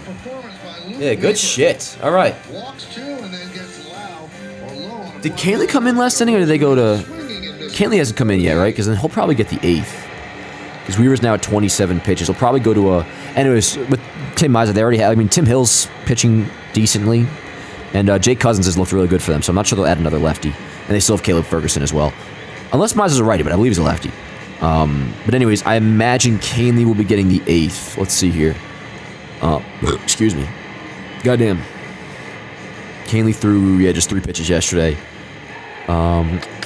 Yeah, so they probably go Canley for the 8th, and then you got Clay for the 9th. Which, you hope he bounces back, but I think his stuff looked pretty good last time. I'm not too worried about it. My ask and insurance run. I'm right there with you, Morgan, 100%. Gotta get another run here. Gotta get another run. Is my box score fucked up? Oh, no. But Canley, please no. Well, Canley's good sometimes, and then sometimes he's not. But, he's almost definitely, getting the 8th, I imagine. I mean, who else would? Let's see. And if shit gets dicey, they might try to have Clay do a 4-out save if they have to. But, hopefully each pitch is fine. Canley, I mean... I'd like to think they're not going to Ferguson. No, they wouldn't, because even if there's a lefty, Canley reverse splits pitches well against lefties. So, yeah. No, it's going to be Canley for the 8th, almost for sure. then Clay for the 9th. But yes, I'm with Morgan. I think you all agree. We got to get another run. Yeah, I'll tell you. I mean, Steven, like, I have always some faith that you give any pitcher to Matt Blake that he could do something with him. I just don't think he's really like he's definitely just depth right now. They're not even gonna have a spot to put him in the bullpen. I don't think. Yankees just need to get runs. These boys don't hit the ball hard right now. They're hitting pop up or soft ground balls. Yeah, and we do have top of the order coming up. So yeah, Verdugo, Soto, Judge. That was quite a performance by Weaver. Yeah, Weaver's a fucking beast, dude. Made great pitches in a big spot. Weaver is a Yeah, beast. I love the finishing pitch, that fastball that he threw right by Arozarena. He slowed him down with changeups. Came right at him with the heater to get that last strike. Garrett Clevenger takes over. Zach Eflin. Oh wow, the United States men's national team has been fired. National team for what? 0-1. Oh, is that soccer? Verdugo 0 for 3 against Eflin. This is the 40th. And that's still pretty interesting, though. What the hell? Greg Berhalter has been fired. Per ESPN. Strikeouts in 35 and a third. All right, let's go, Verdukes. Good eye. So, yeah, Verdugo, Soto, and Judge. And if anybody gets on, Rice. Guys talking about draft awards since 2010. Yankees have been the worst, no surprise. Astros have been the best by a huge margin. Oh, I got you. What your comment before. Yeah, that makes sense. Foul back here. Luna says Dan is the best live streamer of all time. No joke. Stop it. But I appreciate you, Luna. Abraham, tell me who you are. Unless I don't actually know you. I can't show the fucking game. But I think you know that by now. And you're just fucking messing with me. But maybe I know you. They fired Berhalter. Yeah. Yep. Honestly, who's got to get his Waldo in over DJ? Now, yo, I'll say Waldo is not the answer, like, at third base at all. But in the meantime, I certainly am not upset when I see Waldo over DJ in the lineup card. In the meantime, I endorse it. Like, Waldo, the defense is good and is fine enough at third. He's somehow, like, even though his stats are awful, and they are awful, one dead. He does seem to come through as some sort of a big hit. Like, I feel like he would just say, like, I'll throw in an RBI single here and there. He's had a couple big homers this year, too. More so early on. But even as of late, like, he'll have that RBI single every now and then. That will, I thought I heard somebody coming in my crib. That would have been something, yo. Still got to upgrade at third base, though. But in the meantime, I have no problem playing him over DJ. Hey, we haven't into a double... No, I'm not going to say it. Let's go, Soto. Oh, hey, whoa, goddamn. Dan, can I tell you a story? I mean, you can throw it in there, and I'll read it.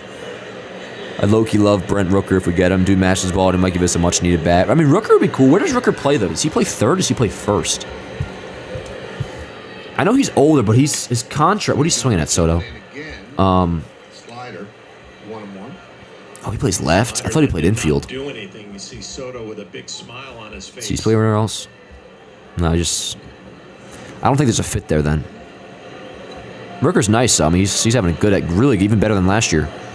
898 this year. OPS 817 last year, which obviously that's good too. But yeah, no, I don't. There's no fit for Brent Rooker though. And I feel like the A's are going to try to bring him into Vegas as like their kind of like star player. There's a strike. 1-2. Hey, thanks, Jameson. I appreciate you, man. I love you too. Who's your top third base target at the deadline? I personally like Rengifo. Yeah, Rengifo for third base, Jazz for second base. I want both. Is there anyone in the draft you're eyeing particularly? Nah, we talked this a little about yesterday. Unless the Yankees are ever going to be like a top 5 or top base out of the middle, attaboy Soto. So 2 hits for Soto, both singles, but nice. And a walk, so on base 3 times today. What's it called? Unless the Yankees ever pick, like, God forbid, top 5, top 10, I'm really not going to, really just top 5. I'm not going to focus too hard on the draft because any mock draft I read with the Yankees picking 26, kind of no point. So, no, I mean, I'll follow the draft for sure. I might even watch it if, if I'm not doing nothing, I'll watch. But no matter what, I'll follow. And then I might, like, have a thought on the first pick they get. It's just interesting to see, like, what position they draft first overall. Not first overall, but their first round pick. Which would have been 16th, but because they, obviously, like, blew away the luxury tax last year, you get dropped down 10 slots. So it went from 16 to 26. Which, shit, I mean, that's fucking... When is the draft? Obviously next week, but... So what, the Derby's Manuel Rodriguez was called up yesterday. After they When's the traded Derby Bill chat? Not the Mayton Derby, to the, Mets, who replaced Mayton in the bullpen. What day is the draft? I don't want to have to click on a link to see it. But I guess I will. Alright, well now it just brought me to other links. Anybody know when the, Oh, the draft is Sunday. Okay. Travis Chapman helping out Soto. I like the draft lottery. Gives the Yankees a chance at a top 6 pick. Yeah. He has on 2 minutes. Yeah, that is good. It's the 14th Sunday. Okay, so the draft is Sunday. When is that then? I guess it's obviously going to be like after the games because they probably all had the games maybe ending at the same time like they do the last day. Maybe not. I don't know. Well, Aaron Judge Point is, I will watch if I give the can. Yankees a couple more runs with that big swing and a miss. But all right, Soto off first. 0-1. Here's Judge. 1 out. Ooh, good swing. Mr. Smith just says all rise. On a slide at home plate. Did you see a home run? Said it still bothers him occasionally. That's Derby's why he Tuesday, throws word. an extra oven mitt, usually put it on one Wait, so end. it's the. I'll get my scheduling all in order. I don't need you guys to fucking have to fill out my calendar for me.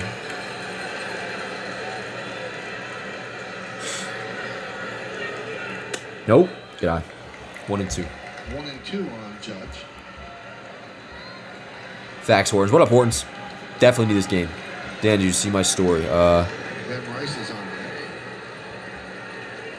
Oh, goddamn, Yankees for life. Sound like he deserved it. Kicked his ass. Let's go, Cap. 1-2. And it's Ah. as the clock is winding down. Not as stuffy as yesterday, but still not an ideal You can hear nasal before we condition. get out here. It's all good. Let's go, Cap. 1-2.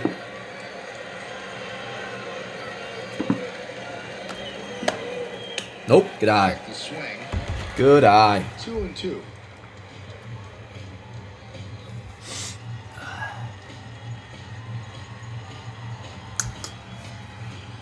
These fucking jerseys irritate me, bro. It's like scratching my neck. Soto leads off first, held by Diaz. And the 2-2 pitch. Ripped foul.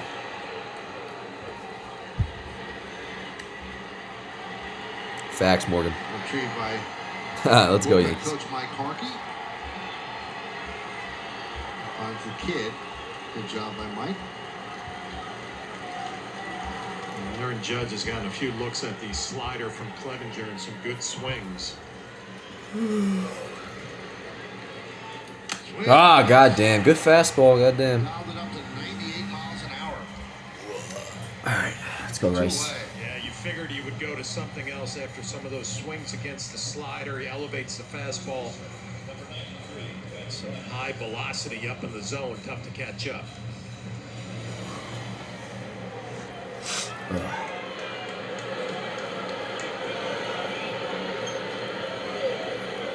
Here's Rice.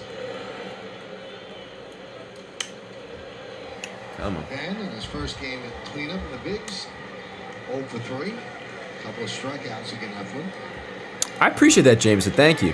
That's awesome. Thank you, dude. Appreciate you, bro. Sunday draft, Monday derby, Tuesday All-Star game. Vincent, my man. Appreciate you. Runner goes. The throw to Strike. second. Safe. You're on 3. Let's go. Soto gets Ah, up. maybe not. Right there. That's the Yankees' Yeah. first stolen base after 21 games of staying put. Dude, that's crazy, man. I believe the stat. They wouldn't say it otherwise, but like that doesn't register in my head as like being correct. But I guess it is. Off the line a little bit. Walls not able to come up with a clean. Good shit, Soto. That is the first June stolen 14th. base Who are we since playing June 14th? That was probably what, right after the Dodgers series?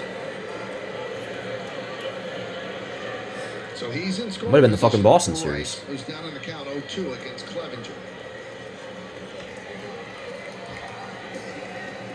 Ah, Strike. god damn it. Caught looking at a breaking ball, and that'll do it for Rice goes Yankees in the over. eighth. No runs That stinks. saved. But all right. Go to the bottom of the I didn't see Canely warming up, but again, I assume he's coming in. June 14th feels like a year ago. Yo, facts, Morgan. Alrighty. The bullpen's in foul tour territory in 2024 is crazy. Yeah, I know. That shit's whack. I think the White Sox are going to unload everyone at this deadline. Robert, Kopech, Crochet, Vaughn, etc. I want y'all takes on it. I think so. Low key, reloaded, terrible team. Get some boys. I think there's definitely a strong possibility all those guys go. Definitely like Kopech's going. Crochet, it sounds like will be going somewhere. Vaughn, I mean, yeah, I think they do. Yeah, I don't know if I want any of them though. No, listen, if Crochet stays healthy and like he keeps pitching the way he is, then all right, word. But it's not like a guarantee. He stays healthy. But I'd be all for it.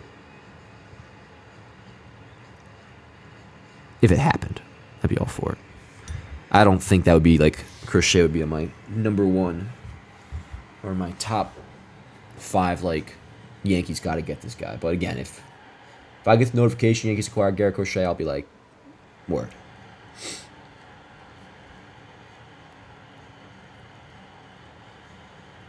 I gotta get a post game ready. Gotta get a post game ready.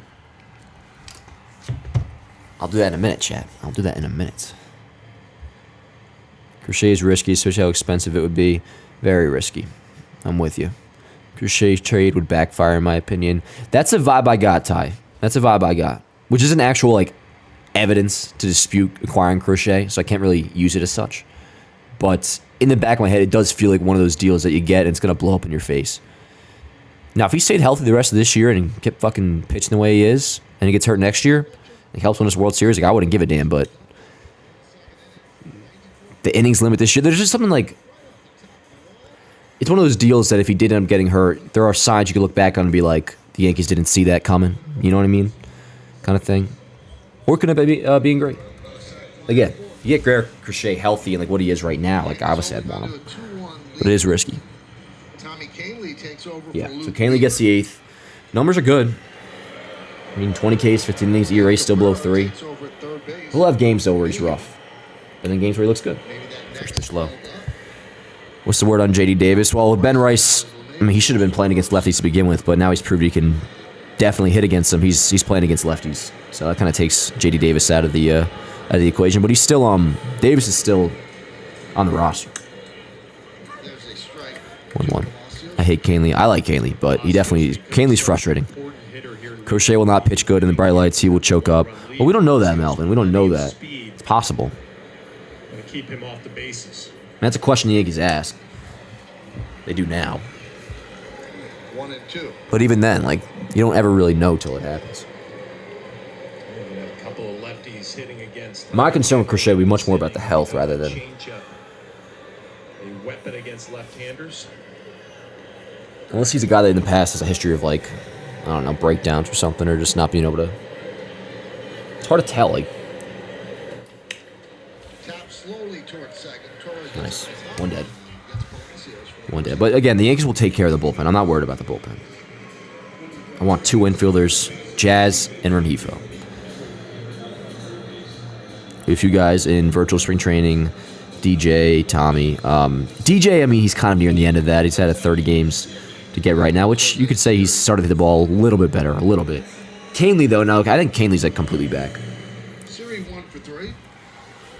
They also say it's quicker for pitchers to their spring training usually just need 3 weeks and they're good to go, especially for a reliever. So now Kahnle's all good, and he's pitching for the most part. He's pitched well. Again, like his stats are fine.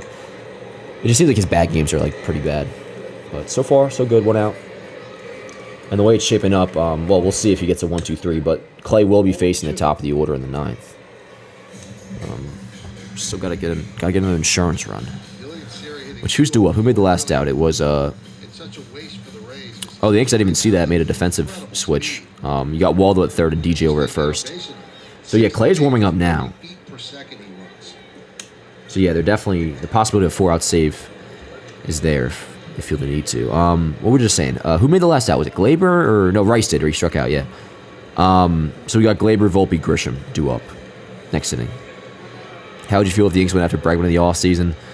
Listen, because I've proved myself to be a fraud and have, gloated love for Marcus Stroman and Alex Verdugo after hating them for years, take this with a grain of salt because I clearly am a fraud and go back on my word. I could not stand the idea of Alex Bregman in pinstripes. I don't want the Yankees to go after him. He's probably the player I hate the most in all of baseball. So right now I say I want nothing to do with them. If they signed him, which I don't think they will, good shit, Canely, 2 outs. Honestly, that was a bad pitch, but strike 3. If they did sign him, I'd warm up to him quick and find ways to love him because you wear pinstripes. You fucking. I always say you could put fucking serial killer in pinstripes, bro, and I'll root for him. But no, I'm good off Bregman. Bregman's a fucking tool, bro. Like to a different level than just. Like Carlos Correa was hateable, but he at least played it off well. Like I could understand why somebody can look at Correa as a likable villain. Unless you're an Astros fan, could anybody feel that way about Alex Bregman? He is just. I remember having a problem with Bregman even before the cheating shit came out. He always just has a look about him. But no, I'm good off Bregman. Yeah, you wonder what's going on here. Danny, you would get Mason Miller from Oakland, relief pitcher if he pitches gas. If you want to give up like Spencer and or Jason, yeah, I mean he'll be made available apparently, but I wouldn't get your hopes up for that. Again, though, that's probably Duncan, yeah. 2 out single for Rortfit. Feel how you want to feel. Your opinion, respect it. Me personally, I'm not even like worrying about the Yankees bullpen in terms of the trade deadline. Like I'm not even gonna go as hard. Like, the way I'm looking at infielders every day, like researching quote unquote infielders. Because like I'm into that conversation. As for like relievers, I just kind of know the Yankees are gonna take care of the bullpen. The bullpen will be figured out. They'll get the right relievers, and you'll have Efros coming back. I think the bullpen is not gonna be a concern 3 weeks from now. It's a matter of who do they get to upgrade the lineup. Obviously, I love Mason Miller, though. I wouldn't get your hopes up. Hope the Cards sell on Ryan Helsley. I don't know, though, because they're in it now. They've been playing well. I mean, John Birdie wasn't bad. He'll be back in time. Yeah, I mean, if the Yankees do only get one infielder at the deadline, then I'd rather have Birdie play third over DJ, but I wouldn't be thrilled about it. Birdie in the lineup would be fine if you got 2 bats, but there's no room to get 2 bats except at second and third. Unless you got a catcher that hits. But as far as I'm concerned, it's Austin Wells. Call blue. 1-1. So if Canely gets Walls out, knock on wood, it'll be 1-2-3 for Clay. 9. Vladdy at third. When was the last time Vladdy played third?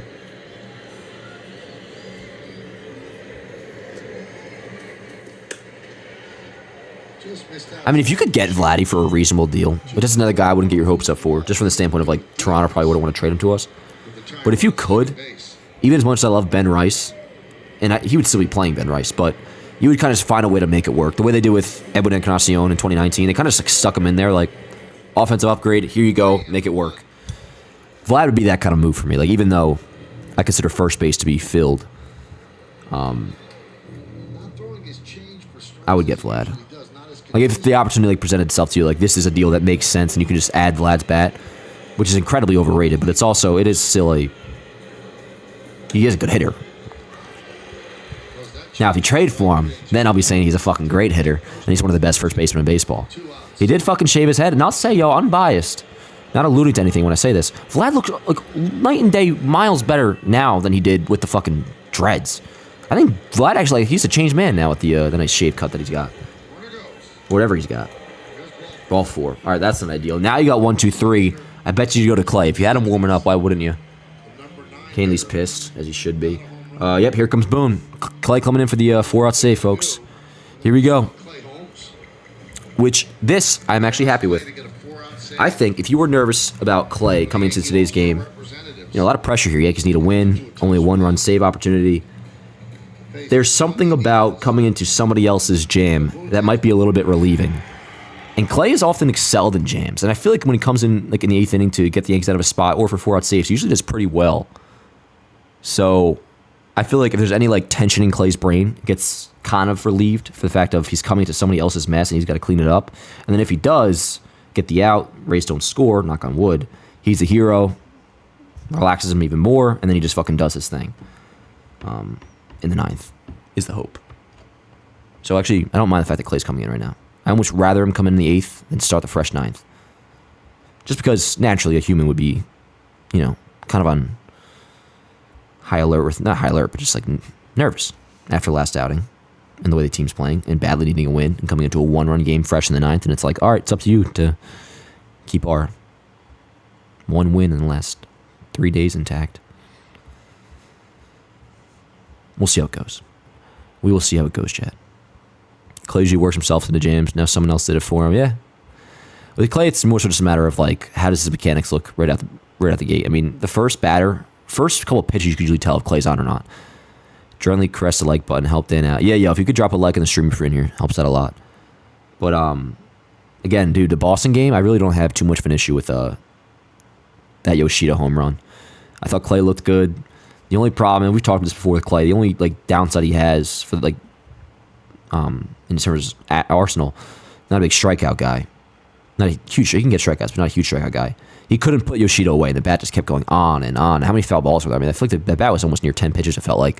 And then eventually he just got a hold of one. And shit happens. It was a solo shot, fucking whatever. Not whatever, but in terms of the way I feel about Clay Holmes, I differ than most of you. I feel he's extremely underrated. Doesn't mean Yankees shouldn't upgrade the bullpen. They will.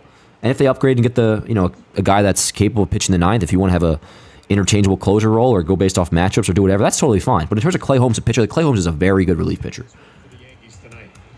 But here we go, big game. And another thing to do with the Red Sox game, how many save opportunities has Clay had in the last month? Fucking 2, it feels like, 2 or 3. But we'll see. We'll see how this goes. All night long, giving up 10 hits, a lot of traffic out on the bases. Able to work their way out of trouble. See if Holmes can do the same thing. Let's go, Clay. Here in the 8th. Obviously named to his second All-Star game as well. Holmes was admittedly a little surprised that he was chosen for the American League All-Star team. He had some plans to go away with his family, but more than Clay happy had to some go to plans Texas to represent the Yankees alongside Judge and Soto. 1-1. Driven in right center field on the run is Grisham. Ah, let's go, Chad. Let's go. Cover a lot of ground and just saved the Grisham is a fucking beast, dude. Holy shit.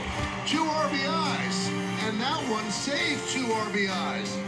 A nice play by Trent Grisham. as Good we shit. go to the ninth. I'm gonna put some Yanks F. What's good, Johnny? That was a nice ass catch. Has all your do-it-yourself jobs. Bro, when I fucking screamed like that, though, my fucking, like, whoever's upstairs on top of me just, like, fucking jumped, I feel like. Like, I heard a bunch of footsteps and whatnot. I hope it didn't startle them. These are new neighbors, folks, that I'm dealing with. And no problems so far, but it was a concern of mine entering, like, these watch parties, bringing them back with the new crib and shit. Like, what if somebody has a noise complaint at some point? And I just gotta be like, listen, I don't have a choice. The Yankees are in a World Series run right now. But nah, that was a badass catch. That was a badass fucking catch by Grisham. Oh, smoke too. That would have been a goddamn. I mean, holy shit, bro. I should almost appreciate more how good of a catch that was. I mean, goddamn, if that ball drops, game's tied, and then they take the lead almost definitely on that. Huge catch.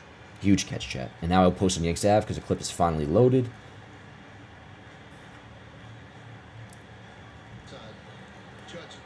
See, that's where you get a full, like, an actual display of how good of a center fielder Grisham is, because he was just, he was booking it. He was fucking booking it. All right, with how long this is taking, maybe I won't post this fucking clip. Yes, I will.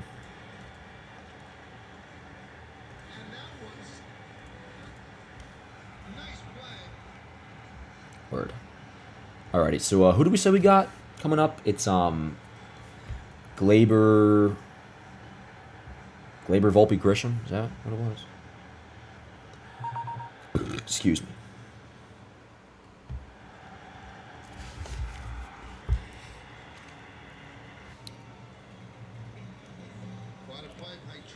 Grisham's a fucking beast. Again, Grisham looks so much like the guy that played Reggie Jackson in the Bronx's Burning series.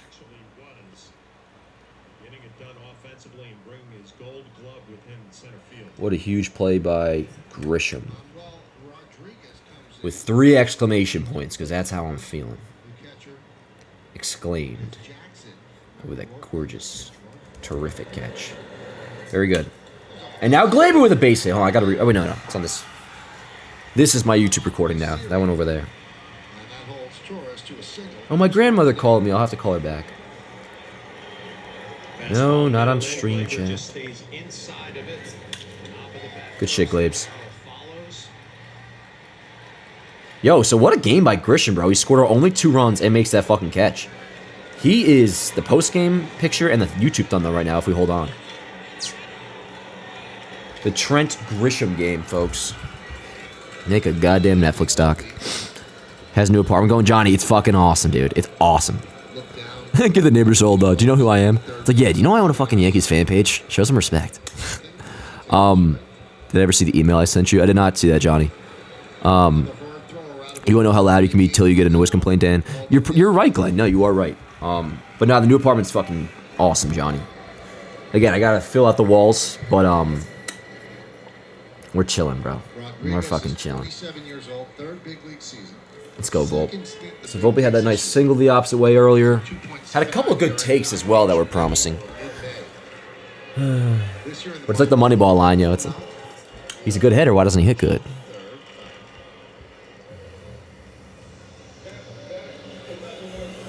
Shit, bro. I guess I got to make a post game. Speaking of, let's get a Trent, fucking Trent Grisham picture. There better be one, yo. Like, what else are you gonna picture or capture via photograph? If not Trent Grisham today. On deck.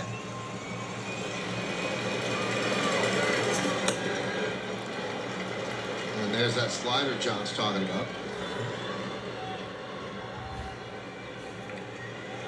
Bro, no Trent Grisham picture. What the heck?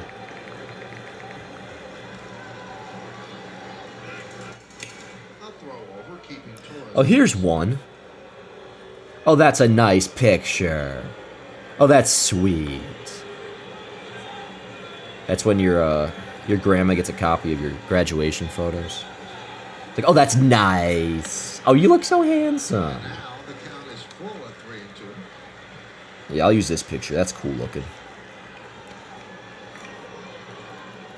Trent motherfucking Grisham. For Torres. Remember the goddamn name, folks. Well, I mean, we'll see if we even win this game. It's still 3 outs left to go, so I don't want to get ahead of myself. And there goes Glaber's. Volpe pops it up. Son of a bitch, man. Jesus fucking Christ. Walls Jesus Christ, Jet. makes the play. Round number 1. Oh no, did I not save my Rays post game last night? God damn it, bro. I am just getting fucked without lube, chat. As the old Frenchmen used to say. Trent Grisham has played a huge role Yes, in yes, this game yes. so far. Yes, Trent. Driven in both runs. You're a hero. Big You catch are a then, bottom hero. of the 8th inning.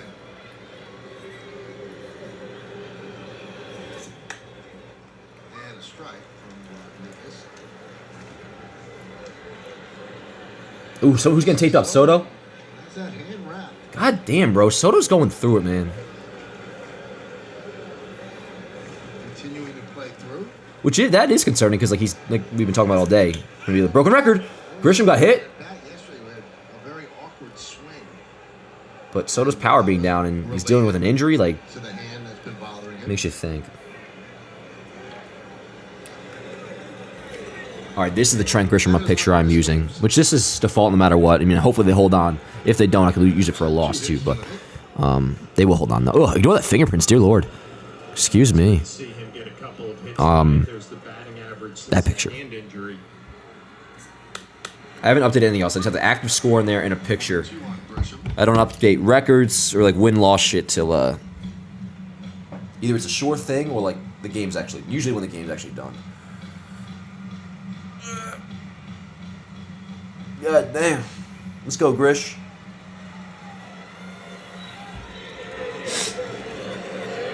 See, I think Grisham looks better without the beard. Like there are players it works to their favor. 2-1 Yankees. Actually, the mustache combo works. Like that's that. He's better off as a Yankee, at least in terms of the look. Ground ball against a shift? No. There's 1. Ah, son of a bitch. And there's 2.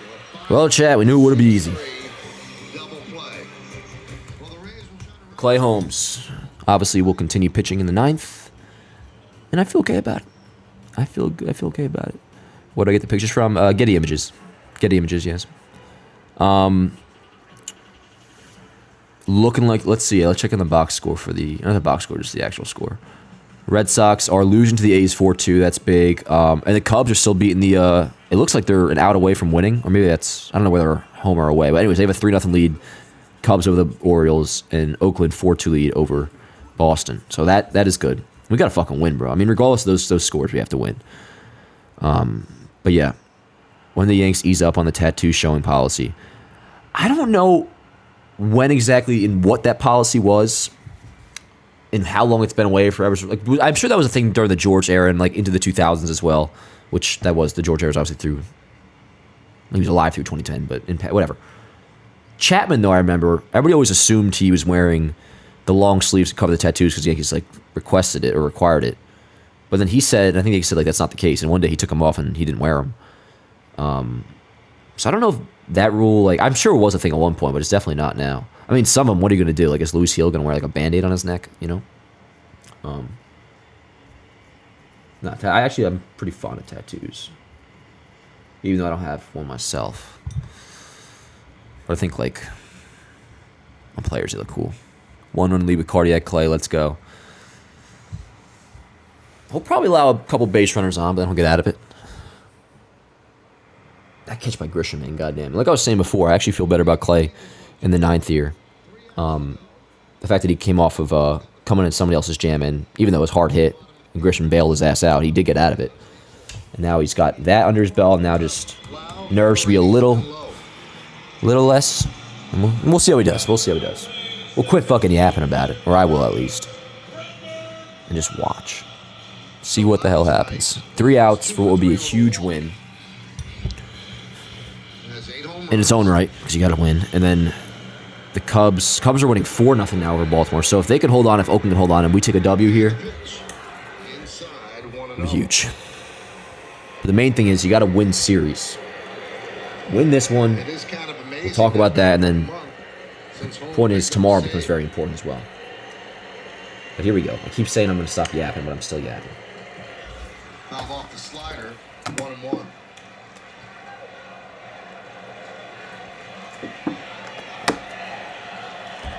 Holmes is going to make his defense work because you do pound that sinker into the ground. Good slider. Really good slider. Sweeper, excuse me. Slider, or they call that one a sweeper, but you can't hang a fastball. You can hang a sweeper or a slider. Yeah, and in a one-run game with a left-handed hitter with power, if you're going to throw that pitch, it better be off the plate, down and in. Ooh, slider's moving good, yo. You just think back to that Yoshida home run. Let's go, Clay. Down and in, ended up in the seats in right field. And by the way, for those who are like joining for the 9th, new setup, new crib, background, lighting's all going to be fixed by the second half. Kind of like in a slight bump setup until like fully get everything, you know, set up and shit. So excuse the stream looking a little bit funky, if you will. Again, he is not a swing and miss pitcher. So you can. Let's go, Clay. Come on, 2-2. 3-2. Slider after slider after slider. All right, throw a good ass fucking sinker. Chances with that good sinking fastball. Yeah, down and good away. ass fucking sinker. Maybe he'll foul it off, but you throw a good one, he won't hit it hard. And the 3-2. Ground ball right to Deej, attaboy. One dead. Big out, chat. Big freaking out. So what do we got now? That was yesterday's box score that I was looking at. That was low. So now we got a Rosarani and Palacios. Oh no, excuse me. They got the 2 lows. Now it's Paredes and then the other low. However the fuck it works. The Yankees have walked him 3 times tonight. He's 0 for 1. He had a fly ball. Yeah, the slider's looking nasty. He's almost throwing a sinker, but. Nice pitch. What a great sinker that was. Holy shit.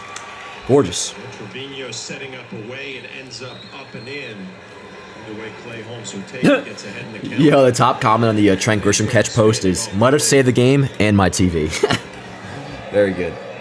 Very good. Let's go, Clay. But I don't want to be fucking smiling, though, because I was smiling in the 9th inning against Boston. I was telling myself the same thing. It's like, yo, right now they're winning, but shit could fucking change quick. So by no means, Chad, am I taking anything for granted. Yeah, I'm talking about this shit like the fucking Game 7 of the World Series. Might as well be. 1-2 on Paredes. I almost not even about saying, like, you know, I always say, like, non-mathematical must-wins. I don't even feel right saying non-mathematical anymore, bro. They're just fucking must-wins. Well, technically, they're non-mathematical. 2 runs driven in by Trent Whatever. Grisham. Yeah, Trent, you fucking beast. It's only right if he makes the final out of the game. Slide the other way and out of Catching the final out of the game, dear God. My boy, my boy. Bullpen really the story in this one, pitching their way out of trouble. It seemed like inning after inning. Let's go, Clay. I got a 1-2 count. Oh, what a pitch, dude. The slider's fucking breaking. This fucking dickhead Paredes thinks he's fucking Juan Soto or something. Hell yeah, CT. My pleasure, bro. My pleasure. Winkowski's got the bases loaded. Wait, what's the deal? What, Baltimore? While you're at it, get a hairstylist also. No, you know what it is? You know what it is, dude? I just got a haircut. You gotta let it fucking flow in. And he loses the bat and strikes out. flying. 2 away. Yankees Yeah, so he strikes out. 2 dead. Well, the Yankees had But no. Paredes 3 times. My hair's always a little bit fucked, but I don't even have no mousse in it right now or nothing. I don't have my blow dry with me, and I got a haircut 2 days ago, so it's kind of just like, it's in its fucking zone right now, yo. Big second You know? Clay Holmes. Jeez. So here's Josh Lowe. All right, so 2 dead. Two freaking dead. I don't even want to touch my post game yet, y'all. I'll edit it in a second. I will edit it in a second once we Dan the Helix. Oh, stop. Oh, you guys stop it. You guys are too much. But all right. So here's Lowe. I think this might be the fucking dickhead that said some shit last year about us being irrelevant. Who was that, Chet? You know what I'm talking about? Technically a strike, but whatever. He did something, bro. There's some. I recognize his face. That he did something to piss me off. 2-0 on Lowe. Let's go, Clay. Popped him up. Slide the other way and out of play. To the second baseman, Cano. The Yankees are back on top. World champions for the 27th time. Outside the stand, any news on the injury front, Dan? Well, yeah, Stan, they're saying, could skip a rehab assignment and go right back to the big leagues after the All-Star break, or a little bit after the All-Star break. 2-2. Good. Strike away. I don't think there was much else other than that today. Obviously, Jason, like, he started to run a little bit. He's going to be out for at least a month, it sounds like, at least. This 3-game set. Juan Soto's doing something with his right hand. We'll hear more about that probably after the game. But that's been going on since the Toronto series. Look at this! Let's go! Let's go, chat. Big fucking win. Yes. That was, forget fucking non-mathematical. That was a must-win game. And they only scored 2 runs thanks to Trent Grisham. They only gave up 1 run thanks to Trent Grisham and co. But big-ass win. Had to get that one. And as I checked some scores in the big leagues, we got the Cubs, 4-0 over the Orioles, and Oakland 5-2 over Boston. So, obviously, first and foremost, we get the win. That's huge. But now we watch for those 2 teams to lose as well. Because if they do, we obviously get a game on both. And that... These days, bro, that shit's fucking huge. So let me get my post game up real quick. 1 second, chat. So what do we got? 56 wins now? One of the best records in baseball. And even Marcus Stroman, although he went 4 1/3, I thought he pitched pretty well. Yeah, and I thought he had Good urgency by Boone. Yo, word, I get to make a fucking highlight video tonight, chat. Let's go. Let's go. All right, so Hill gets the win. Shout out Hill. He pitched pretty well. Yo, the bullpen, man. We got to credit where it's due. The bullpen pitched well. And they pitched pretty okay yesterday outside the that last run that scored. Shout out Luke Weaver. He's been a fucking all, like we talked about earlier, just consistently all year. Been really good. And yo, you always get on him. Clay Holmes just recorded his 20th save. How about that? You know what? I don't ever put the number of saves in the post game for Yanks Ab, but I'm gonna do it right now. I'm gonna do it right now. Good shit, Clay. But player of the game is Trent Grisham, so he's obviously going to he's getting the post game picture. He'll be in the. Oh, I saw a troll post. I thought it was real. Did you think that was going to land in the seat? I was hoping. I wasn't quite sure if I got it or not. Grisham's kind of cool. He has dickhead vibes, but like when I like him, it works well. Caption just the Yankees won a game. Which is very casual, fucking look for something, be ready to hit. casual fan type caption, but it kind of works I knew I wanted to be ready considering the early and, circumstances. just stay relaxed. In the 8th inning, there were 2 on for the Rays. In the 8th inning, as Boone hits it to deep left. It looked like it might have been trouble, a gapper, but you made that catch look easy. Just how All right, difficult word. to play was that for The you? Yankees won a game, 2-1. Very good, chat. But it was 55 and 38. Let me update my standings graphic real quick. You know, until my file saves, I might just fucking wait and follow through on the Baltimore game. Did Baltimore lose? Is that official? Did that just become final, folks? Yes, yes, yes, yes, yes. Very good. Very good. So the Orioles have lost Yeah, that was a great win. to the Cubs. They had draft Their all series night, is now tied. and a lot of guys And they stepped up. fall A lot of to different guys 57 and went down the 35. line, We so improve to that was cool for me. 56 and Fun to go out and 37. celebrate. Let me change this 3 to a 2. Oh, he said yes, man, emeritus. What a classy So guy. Trent Grisham, the star Folks, in this one as the Yankees win I guess you should update the 1-2-6, Rays beating 110. as well, though who really gives a Hill shit. gets the win. I haven't paid attention to what the Blue Jays are doing, but who cares? Now 2 games, yo, I mean shit, bro. For all the fucking crap we're going through right now, we're now 2 games back at the Orioles. Is that right? Let me double check. Let me double check on that, folks. That seems too good to be true. Yeah, 2 games back at Baltimore with a big 3-game series coming up this weekend to wrap up the first half, and then we'll also be waiting on Boston. We'll see if they lose. So right now, it's actually at a 6-game lead. Oh no, excuse me. What am I doing?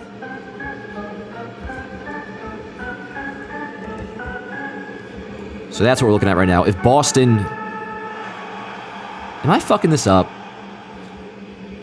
I mean, who cares right now? But so Boston entered 6.5. I see. Yes. All right, these are the current standings. And if Boston loses, that'll go to a 7-game lead, I think. Whatever, bro. I'm fucking this all up. Yankees win. Orioles lost. Red Sox might lose as well. So that was good shit. Yeah, if you guys could drop a like in the stream, appreciate it. Remember, buy 3, get 1 free jerseys, link in bio. Code YANKSAV at SeatGeek, $20 off. Code YANKSAV at Manscaped, 20% off, free shipping, all that. And yes, Luna's asking for all the watch for tomorrow. Yep, we will be here tomorrow. Yeah, word. I like that idea by name. Smack refresh on the way out for ad revenue. Yeah, word. Yeah, watch party tomorrow, Luna. Yep, watch party tomorrow. We'll be back. I think, yeah, first pitch is 6:50 again, so we'll be back at like 3. What the fuck am I talking about? 6:30. Yeah, how is it 2 games back? Yeah, that's with the Baltimore losing just now. Which, let me make sure that's correct. Or is it 2.5 now?